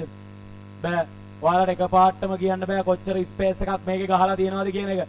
එතකොට ඔයාලට ඒක වර්ඩ් එකේ හොයන්න තියෙන එක තමයි ඔයාලට පුළුවන් අර කොක්ක කියන icon එක තියෙනවා. ඒවා මුකුත් ටයිප් වෙන්නේ නැහැ. නිකන් icon එකක්. ඒක උඩ ක්ලික් කරපුවාම මෙතන ඔයාලා ස්පේසස් දෙකක් පාවිච්චි කරලා නම් මෙතන ඔයාලට කොකු දෙකක් කොයි විදිහට වැටලා පෙන්නනවා. අන්න ඒ ස්පේසස් තියලා තියෙන ගාන ඊට පස්සේ එන්ටර් කොච්චරක් තියලා තියෙනවද? අන්න ඒ දේවල් වලට අදාළව ඔයාලට ડોකියුමන්ට් එකේ ෆෝමැටින් කරන්න අදාළව කොටස් ටිකක් පෙන්නනවා. ඔය කොකු සලකුණෙන්. හරි. ඒ ප්‍රශ්නෙට උත්තරය එතකොට 15ට 4 කියන එක. 16 Consider the following sentence related to presentation software. හරි. presentation software එකක් කියලා කියන්නේ සමර්පණ මෘදුකාංගයක්. සමර්පණයක් ගත්තාම දරුවනේ සමර්පණයක තියෙන ප්‍රධානම හරි ප්‍රධානම දේවල් දෙකක් තියෙනවා. ෆස්ට් one පළවෙනි එක තමයි ඔයාලා දැනගන්න ඕනේ ඇනිමේෂන් කියන්නේ මොකක්ද? ට්‍රාන්සිෂන් කියලා කියන්නේ මොකක්ද? සජීවීකරණයක් කියලා කියන්නේ මොකක්ද? කදා සංක්‍රමණයක් කියලා කියන්නේ මොකක්ද? සජීවීකරණයක් දාන්න පුළුවන් object in the slide. ඒ කියන්නේ කදාවේ තියෙන වස්තුන් වලට විතරයි අපිට දාන්න පුළුවන් දරුවනේ ඇනිමේෂන් එකක්. අපිට බෑ ඇනිමේෂන් එකක් එක කදාවක ඉඳලා තවත් කදාවකට යන්න. කදාවේ ඇතුලේ තියෙන ඕන ඔබ්ජෙක්ට් එකකට දාන්න පුළුවන් එච්චරම තමයි. එතකොට ට්‍රාන්සිෂන් එකක් ට්‍රාන්සිට් වෙනවා කියලා කියන්නේ යනවා කියන එකනේ. එහාට යනවා කියන එකනේ. එතකොට ස්ලයිඩ් ට්‍රාන්සිෂන් එක කදා සංක්‍රමණයක් අපි දාන්නේ එක කදාවක ඉඳලා තව කදාවකට යද්දි one slide to another slide. ඔන්න ඔය දේ ඔළුවේ තියාගන්න. animation object in the slide. ඒ කියන්නේ කදාවේ තියෙන වස්තුන් වලට ඊට පස්සේ transition one slide to another slide. එක කදාවක ඉඳලා අනිත් කදාවකට යද්දි. ඔය කියපු දැනුමත් එක්ක යම් ඔළුවේ තියාගෙන slide අපෙන් අහලා තියෙන ප්‍රශ්නේ බලමු. Which of the above statement are correct? හරි එක. Slide transition are the visual movements as one slide change to another. ඒ කියන්නේ slide transition එකක් දාන්නේ එක slide එකකින් ඉඳලා අනිත් slide එකට යද්දි. හරියටම හරි දැන් කියලා කටගත්තා විතරයි. ඒ තියෙන උත්තර ගමු. එක ගන්න පුළුවන්, දෙක ගන්න පුළුවන්, හතර ගන්න පුළුවන්. තුන්වෙනි එක අයින් වෙනවා. B. Animation are the visual effect applied in the individual item on a slide. ඒ කියන්නේ කදාවේ තියෙන වස්තුන් වලටලු සජීවීකරණ දාන්න. හරියටම හරි. A B තියෙන උත්තර ගමු. 1යි 4යි. ඊළඟට voice recording can be recorded and include in a presentation. voice record කරලා. ඒ කියන්නේ presentation software එකකින් record කරනවා කියන එක නෙමෙයි. voice එක record කරලා ඒක audio එකක් විදිහට ඔයාලා presentation එකට දාන්න පුළුවන්. හරියටම හරි පුළුවන්. audio එකක් ඕන එකක් ඔයාලා පුළුවන් apply කරන්න. ඔයාලට දැන් සාමාන්‍ය ළමයි professional presentation එකක් කරද්දී දැන් හිතන්නකෝ ඔයාලා job එකකට කියලා presentation එකක් කරනවා.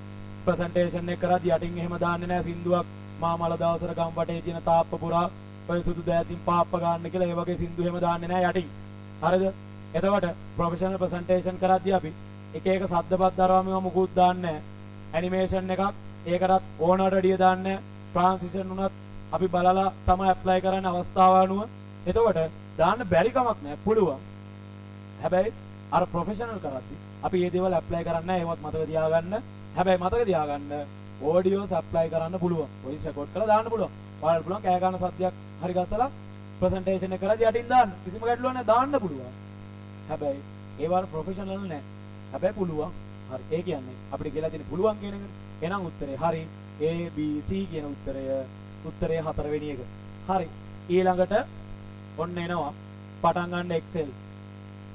හරි බලන්නකෝ. Word තිබ්බා. ඊළඟට PowerPoint තිබ්බා. දැන් එනවා Excel එක. හරි. දැන් ඔයාලා මොකද දන්නවද කරන්නේ? Excel එකක් හරි ප්‍රෝග්‍රෑමින් ප්‍රශ්න විශේෂයෙන් ප්‍රෝග්‍රෑමින් ප්‍රශ්නෙම දැක්කම බය වෙනවා කියන්නේ මහසෝන දැක්කා වගේ තමයි බය වෙන්නේ. අයි ප්‍රශ්න දිහා බලලා තමයි තීරණය කරන්නේ. ඒක කියවලා බලලා තීරණය කරන්න යන්නේ නැහැ. ප්‍රශ්නේ දැක්ක ගමන් බය වෙලා ඉවරයි. ඊට පස්සේ ප්‍රශ්නේ කියවුවත් ඔලුවට යන්නේ. මොකද කියවන්නේ බය වෙච්ච අරමුණෙන්නේ. ප්‍රශ්න දැකලා බය වෙන්න එපා. මොකද ප්‍රශ්න වල හොල්මන් නැහැනේ. හරි. එතකොට ඔන්න අපි කියවනවා ප්‍රශ්නය. What is the correct formula to be written in cell A5 to display the largest number in the cell range? හරි. ඒකට කලින් මේ බලන්නකෝ. මම Excel එකක් අඳින්නම්කෝ.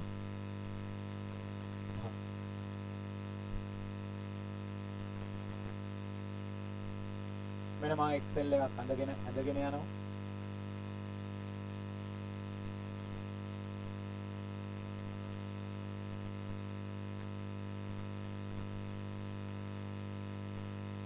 file home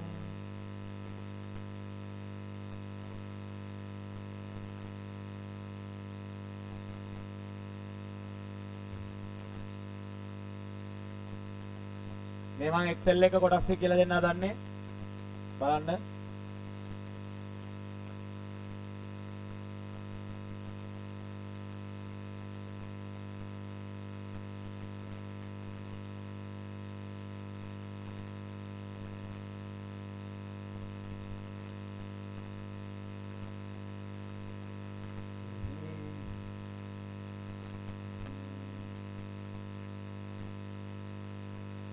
Right. A, B, C, D, E, F, G, 1, 2, 3, 4, 5, 6, 7. මේක විශේෂ වෙලා තියෙනවා කොටුව. හරි. Excel එක ගත්තාම front interface එක සරල ලෙසම මම build up කරලා තියෙන්නේ. එතකොට මේ තමයි Excel එක තියෙන විදිය. ඇත්තටම Excel කියලා කියන්නේ ගණිතය සඳහා අපිට තියෙන කොටු පොතක් වගේ. සම්පූර්ණ කොටු වලින් තමයි සමන්විත වෙලා තියෙන්නේ. තීරු සහ පේලි වලින් සමන්විත වෙච්ච sheet එකක් තමයි අපි Excel කියලා කියන්නේ. එතකොට මේක A B C D E F කියලා ගිහිල්ලා ඉංග්‍රීසි වලින් අක්ෂර 26න් ඉවර වෙනයි සෙට් වලින්. මේක සාමාන්‍යයෙන් යනවා මේ පැත්තට. අපි මේ පැත්තට තියෙනවට කියනවා දරුවනේ columns කියලා. සාමාන්‍යයෙන් 16384ක් විතර. එහාට අන්තර්ගත වෙලා තියෙනවා columns. එක එක version වලින් version වලටත් වෙනස් වෙනවා. එතකොට පහළට තියෙනවා පේලි 1,48,576ක්. control එක press කරලා එකපාරටම down arrow එක press කරොත් එහෙම ඔයාලට පුළුවන් Excel එකේ පහළටම යන්න. control එක press කරලා ඔයාලා right arrow එක press කරොත් ඔයාලට පුළුවන් මේ එහා කැමරටම යන්න. ඒ කියන්නේ ඉංග්‍රීසි ඕඩියේ වුණාට පස්සේ AB අර වාහන වල ඇවිල්ලා තියෙන අකුරු තුනේ ඒවා අන්න ඒ විදිහටම මේකෙත් කොලම්ස් එකේ එහාට ඇදිලා යනවා. හැබැයි එච්චර ලොකු ෂීට් එකක් අපි කවදාවත් හදන්නේ නැහැ. එහෙම හෙවි ෂීට් හදන්න ගියොත් එහෙම Excel එක අනිවාර්යෙන් සමහරවල්ලාට හිර වෙන්නත් බලනවා. සහ එහෙම එව්වා අපිට පාලනය කරන්නත් බෑ. මොකද අපිට උඩ පල්ලෙහා කරලා බලන්න අමාරුයි. පහළට 10,48,576ක් ඇප්ලයි කරොත් එහෙම. හරි. එතකොට මේකේ කොටස් එක නම් කරොත් මේකට අපි කියනවා ටයිටල් බාර් එක කියලා. මාතෘකා තීරුව කියලා කියනවා. ටයිටල් බාර් එක කියලා කියනවා අපි මාතෘකා තීරුව කියලා කියනවා. ඊට පස්සේ මෙන්න මේකට අපි කියනවා tabs පටිති කියලා කියනවා. tab එක කියලා කියනවා. tabs. ඔතන තියෙනවා file home insert එක එක විදිහට tabs තියෙනවා. අපි කියනවා පටිති කියලා කියනවා. ඊට පස්සේ ඒ පටිති ක්ලික් කරපුවම මෙතන යට කොටසක් වෙනස් වෙනවා. අපි ඕකට කියනවා ribbon එක කියලා. ribbon කියලා කියනවා. ribbon ඊට පස්සේ මෙන්න කොටුවකට අපි කියනවා දරුවනේ සෙල් එකක් කියලා. කෝෂයක් කියලා කියනවා. සෙල් එක කෝෂය කියලා අපි කියනවා. එතකොට මේ හැම කෝෂයකටම තියෙන නමක්. ඒ නම ගන්න කොහොමද කියලා අපි බැලුවොත් එහෙම මේ කෝෂය නම් අපි බලනවා මේ කෝෂය අයිති වෙලා තියෙන තීරුව මොකක්ද? B තීරුව. ඊළඟට බලනවා මේ කෝෂය අයිති වෙලා තියෙන පේලිය මොකක්ද කියලා. අන්න දෙවෙනි පේලිය. ඒතර මේ කෝෂයේ නම තමයි අපි කියනවා B2 කෝෂය කියලා කියනවා. ඒ කියන්නේ ඉස්සල්ලාම ලිව්වා තීරුව එක ඊළඟ ලිව්වා පේලිය අංකය B2. ඒ වගේ හැම කෝෂයකටම තියෙනවා ආවේනිකුණ නාමයක්. ඒතර මෙන්න මේකට කියනවා ළමයි අපි name box නාම කොටුව කියලා අපි කියනවා. name box නාම කොටුව නැත්නම් address box කියලාත් කියනවා. ලිපින කොටුව කියලාත් කියනවා. ඊට පස්සේ මෙන්න මේ fx තියෙන කැලල මම මෙහාට ගන්නම්. මෙන්න මේ fx කියන කොටස අපි කියනවා insert function. ත්‍රිත ආදානය insert function කියන එක fx කියන කොටස. ඊට පස්සේ මේ කොටුව වල ඇතුලේ ලියන ඒවා මෙන්න මෙතන තීරුවක පෙන්නනවා. මෙන්න මේ තීරුවට අපි කියනවා formula bar සූත්‍ර තීරුව කියලා අපි කියනවා. සූත්‍ර තීරුව formula bar. ඊට පස්සේ මේ සිරස් අතර vertical lines සිරස් අතර තියෙනවට අපි කියනවා columns කියලා. columns කියලා කියනවා සිරස් අතර තියෙනවට. ඊට පස්සේ මෙන්න මේ තිරස් අතර තියෙනවට අපි කියනවා rows කියලා. පේලි කියලා කියනවා. එතකොට මේ row නම් කරන්නේ 1 2 3 4න්. අන්න ඒවට අපි කියනවා row headings කියලා. මේ 1 2 3 4ට අපි කියනවා පේලි ශීර්ෂක row headings කියලා කියනවා. ඊට පස්සේ මෙන්න මේ ABC කියන ඒවාට අපි කියනවා column headings තීරු ශීර්ෂක කියලා කියනවා. මේක තනි කොටුවක් අපි කියනවා cell එකක්. cell කියලා කියනවා. එතකොට ඔය Excel එකේ මේ cell එකකට දත්ත දාන්න ඒ cell එක දරුවනේ active වෙන්නේ. active cell එකක් වටේට තද කළු පාටින් හරි කොළ පාටින් හරි නිල් පාටින් හරි වෙනම line එකක් වැදිලා තියෙනවා. අන්න ඒකට අපි කියනවා active cell එකක්. සක්‍රීය කෝෂයක් කියලා අපි කියනවා. active cell සක්‍රීය කෝෂයක් කියලා අපි කියනවා. හරි. මේ තමයි overall Excel එකේ තියෙන කොටස් ටික. තව තියෙනවා. හැබැයි ඔයාලා මේ කොටස් ටික දැනගෙන හිටියනම් ඇති. හරි. එතකොට මේ Excel එකේ තියෙනවා functions formulas කියලා ಜಾති දෙකක්. ඔය Excel එකේ function එකක් හරි formula එකක් හරි started mark එක තමයි. ඒ කියන්නේ ආරම්භක සලකුණු. function එකක් හෝ නැත්තම් අපි කියනවා formula එකක්. ආරම්භක සලකුණ වෙන්න ඕනේ සමාන කිරීමේ සලකුණ. සමාන කිරීමේ සලකුණට ඉස්සරහින් අඩුම තරමේ තිතක්වත් තියන්න බෑ. බෑම තමයි. වැරදි. ඔයාලට පටන් ගන්න පුළුවන් equal symbol එකෙන් විතරයි Excel වල. equal symbol එකෙන් තමයි හැමදේම පටන් ගන්නෙ. එතකොට equal symbol එකෙන් පටන්ගෙන ඔයාලට තියෙන ප්‍රධාන function නේ ශ්‍රිත තියෙනවා දරුවනේ 5ක්. එක sum එකෙන් කරන්නේ cell range එක එකතුව ගන්නවා. අපි කියනවා sum එක කියලා. ඊට පස්සේ තව එකක් තියෙනවා equal average. කෝෂ පරාසයක තියෙන සාමාන්‍ය අගය ගන්නවා. average එක හොයා ගන්නවා. ඊට පස්සේ තව එකක් තියෙනවා equal max අපි කියන maximum මගේ හොයනවා. වැඩිම මගේ cell range එකක් කියලා කියන්නේ. A block of adjacent cell අනුයාතව පිහිටි කෝෂ ගොඩක් එකට එකතු වෙනවා. ඒක මේ අතර වෙන්න පුළුවන්. මේ අතර වෙන්න පුළුවන්. කෝෂ ගොඩක් හරි තීරු ගොඩක් හරි වෙන්න පුළුවන්. කොහොම හරි අනුයාතව පිහිටි block of adjacent cell එක ළඟ පිහිටියේව. මෙතන එකයි මෙහෙ එකයි එහෙම නෙමෙයි. ඒවා cell ranges වෙන්නේ නැහැ. එක ළඟට තියෙන ඒවා. ඒතර මේ ළඟ පිහිටි cell range එක වැඩිම අගේ අපි ගන්නවා max එකෙන්. අඩුම අපේ ගන්නවා min එකෙන්. අඩු අපි min එකෙන්. ඊට පස්සේ මේ cell range එකේ සංඛ්‍යා සහිත කොටු ගාන සංඛ්‍යා අන්තර්ගත වෙලා තියෙන කොටු ගාන අපි ගන්නවා count එකෙන්. count එකෙන් එන්නේ සංඛ්‍යා තියෙන කොටු විතරයි. සංඛ්‍යා නැති එක කොටුවක්වත් වෙන්නේ නැහැ. සංඛ්‍යා තියෙන කොටු විතරමයි එන්නේ. ඊට පස්සේ තව එකක් තියෙනවා counter නැත්නම් count A කියලා කියනවා. counter නැත්නම් count A සංඛ්‍යා සහ symbols තියෙන ඒවා දෙකම අපි ගන්නවා. ඒ කියන්නේ හිතන්නකෝ මෙතෙන්ට count එක දැම්මා කියලා මේ cell range එකට දැන් උත්තරේ එන්නේ 3යි. එකක් මැකුවා කියලා හිතන්නකෝ 30 කොටු ගහින්න බෑ. දැන් count එක දැම්මොත් උත්තරේ 2යි. මෙතෙන්ට දැම්මා කියලා හිතන්නකෝ AB කියලා. දැන් count එක දැම්මත් ඒත් උත්තරේ 2යි. මොකද ගහින්නේ සංඛ්‍යා දින කොටු විතරයි. හැබැයි counter එක දැම්මොත් මේකට උත්තරේ එනවා 3යි කියලා. එයා සංඛ්‍යාත් ගහිනවා symbols උත් ගහිනවා. ඔන්න ඕක තමයි ප්‍රධාන ශ්‍රිතයන් 5 ඊට අමතරව counter. ඔක්කොම 6යි. එකතුව සාමාන්‍යයේ වැඩිම අඩුම සංඛ්‍යා ගාන ඊට පස්සේ සංඛ්‍යයි symbols තියෙන කොටු ගාන. හරි. යමු ඔය දැනුමත් එක කියවන්න. දැන් මේ Excel එක දිහා බලන්නවත් එපා. Excel එක දිහා බලන්න එපා. ඕනේ නැහැ. Excel එක අවශ්‍යතාවයක් නැහැ. අපි බලමු කියලා තියෙන එක. What is the correct formula to be written in cell A5 to display the largest value? Largest value එක හොයන්න තියෙන එකම ශ්‍රිතය මොකක්ද? දැන් Excel එක බලන්න ඕනේ නැහැ. එකම ශ්‍රිතය max. එහෙනම් max ඉන උත්තර ගන්න.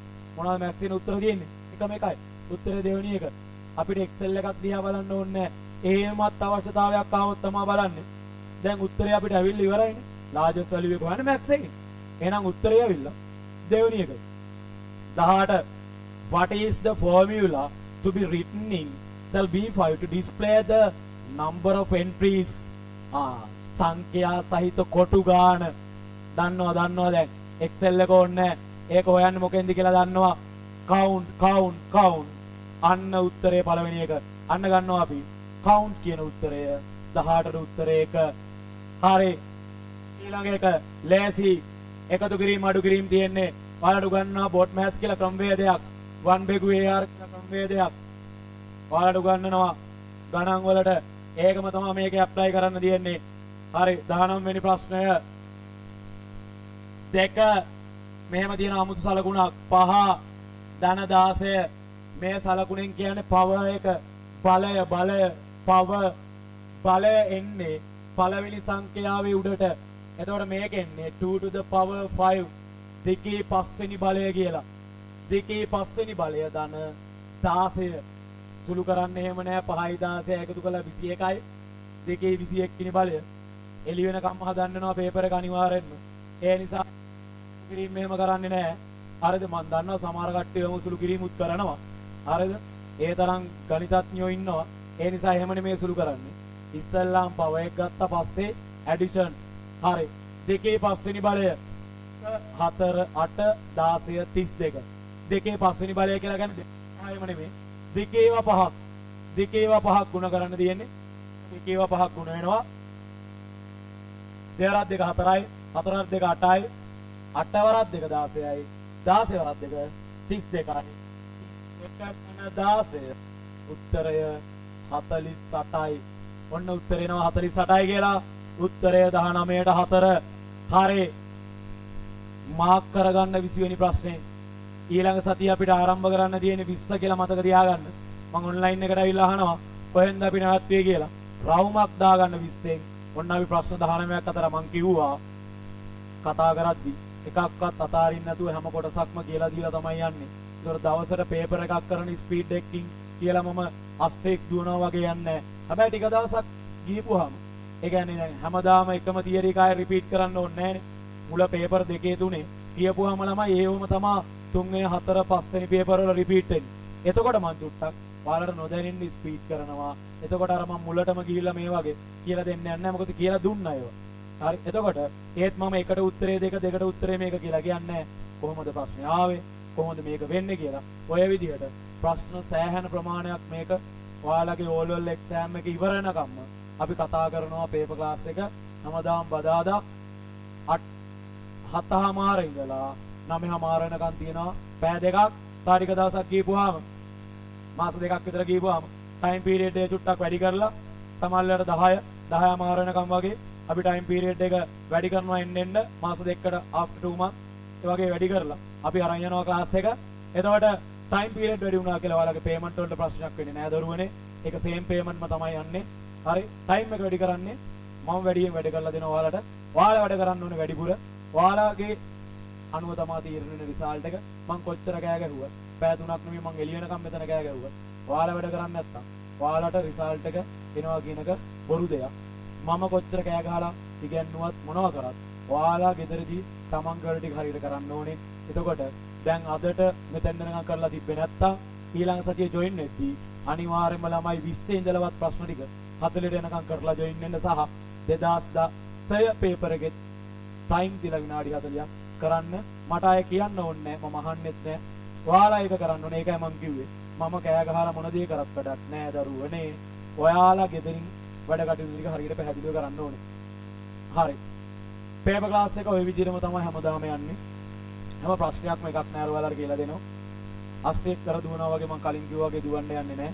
හරි. හැමදේම කියලා දීලා තමයි අකුරක් නෑර කියලා දීලා අපි යන්නේ පේපර් ක්ලාස් එක. ඔයාලගේ යාළුවන්ට චුට්ටක් දැනුවත් කරන්න පේපර් ක්ලාස් එක මේ මාසේ totally free ඔයාලට පේපර් ක්ලාස් එකට join වෙන එක. එතකොට next week එකත් ඔයාලට සම්පූර්ණයෙන් free. payment basis හැදෙන්න පටන් ගන්නෙ next month ඉඳලා. එතකොට යාළුවන්ට කියන්න ඔයාලා පොඩ්ඩක් පණිවිඩේ එක දවසක් හරි පේපර් ක්ලාස් එකට චුට්ටක් ඇවිල්ලා join වෙලා බලන්න කියලා කොහොමද රටාව කොයි විදිහටද වෙන්නේ මොනකක් හරි දැනුමක් ලබා ගන්න පුළුවන්ද. එතකොට ඉංග්‍රීසි සිංහල කලවමකට තමයි යන්නේ. full english වලින් යන්නේ නෑ. සිංහලට යන්නෙත් නෑ. අවශ්‍ය දේවල් ඉංග්‍රීසි වලින් කියලා දෙනවා. සහ සිංහලට පැහැදිලි කරලා ඒ හැමදේම තේරුම් කරලා ඉංග්‍රීසියෙන් ප්‍රශ්න කියවලා ඒ හැම දෙයක් මේ විදිහට තමයි අරගෙන යන්නේ. එතකොට මම හිතනවා ඔයාලට ලොකු දැනුමක් අද දවසේ මේ කරපු ප්‍රශ්න 19 ඇතුලේ එන්නේ නැති කියලා. හැබැයි නිකන් නිදිමතෙන් ඔහේ හිටියෙත් දෙන්නේ නැහැ. අවශ්‍ය දේවල් පොතක් අරගෙන ලියා ගන්න ඕනේ. මම බෝඩ් එකේ ලියලා අර තියරි ක්ලාස් එක වගේ මේක ලියා ගන්න දරුවනේ මේක ලියා ගන්න මේකට මේකයි ඩෙෆිනිෂන් එක කියලා. එහෙම කියන්න අවස්ථාවක් නැහැ. ඔයාලා අවශ්‍ය දේවල් සටහන් කරගන්න ඕනේ. මම ලියනවත් එක්කම ඒවා ලියාගෙන අවශ්‍ය දේවල් සටහන් කරගන්න. එතකොට මේ සතිය රෙකෝඩින් එක තව දවස් දෙකකින් තුනකින් අතර වගේ ගෲප් එකකට වැටෙයි. ආයසරයක් ඒක රෙෆර් කරන්න, රෙෆර් කරලා බලන්න. එතකොට ඔයාලට පේපර් ක්ලාස් එක ගැන දැනුමදී ඔයාලගේ යාළුවන්ට ප්‍රකාශ කරන්න කොහොමද කියන එක.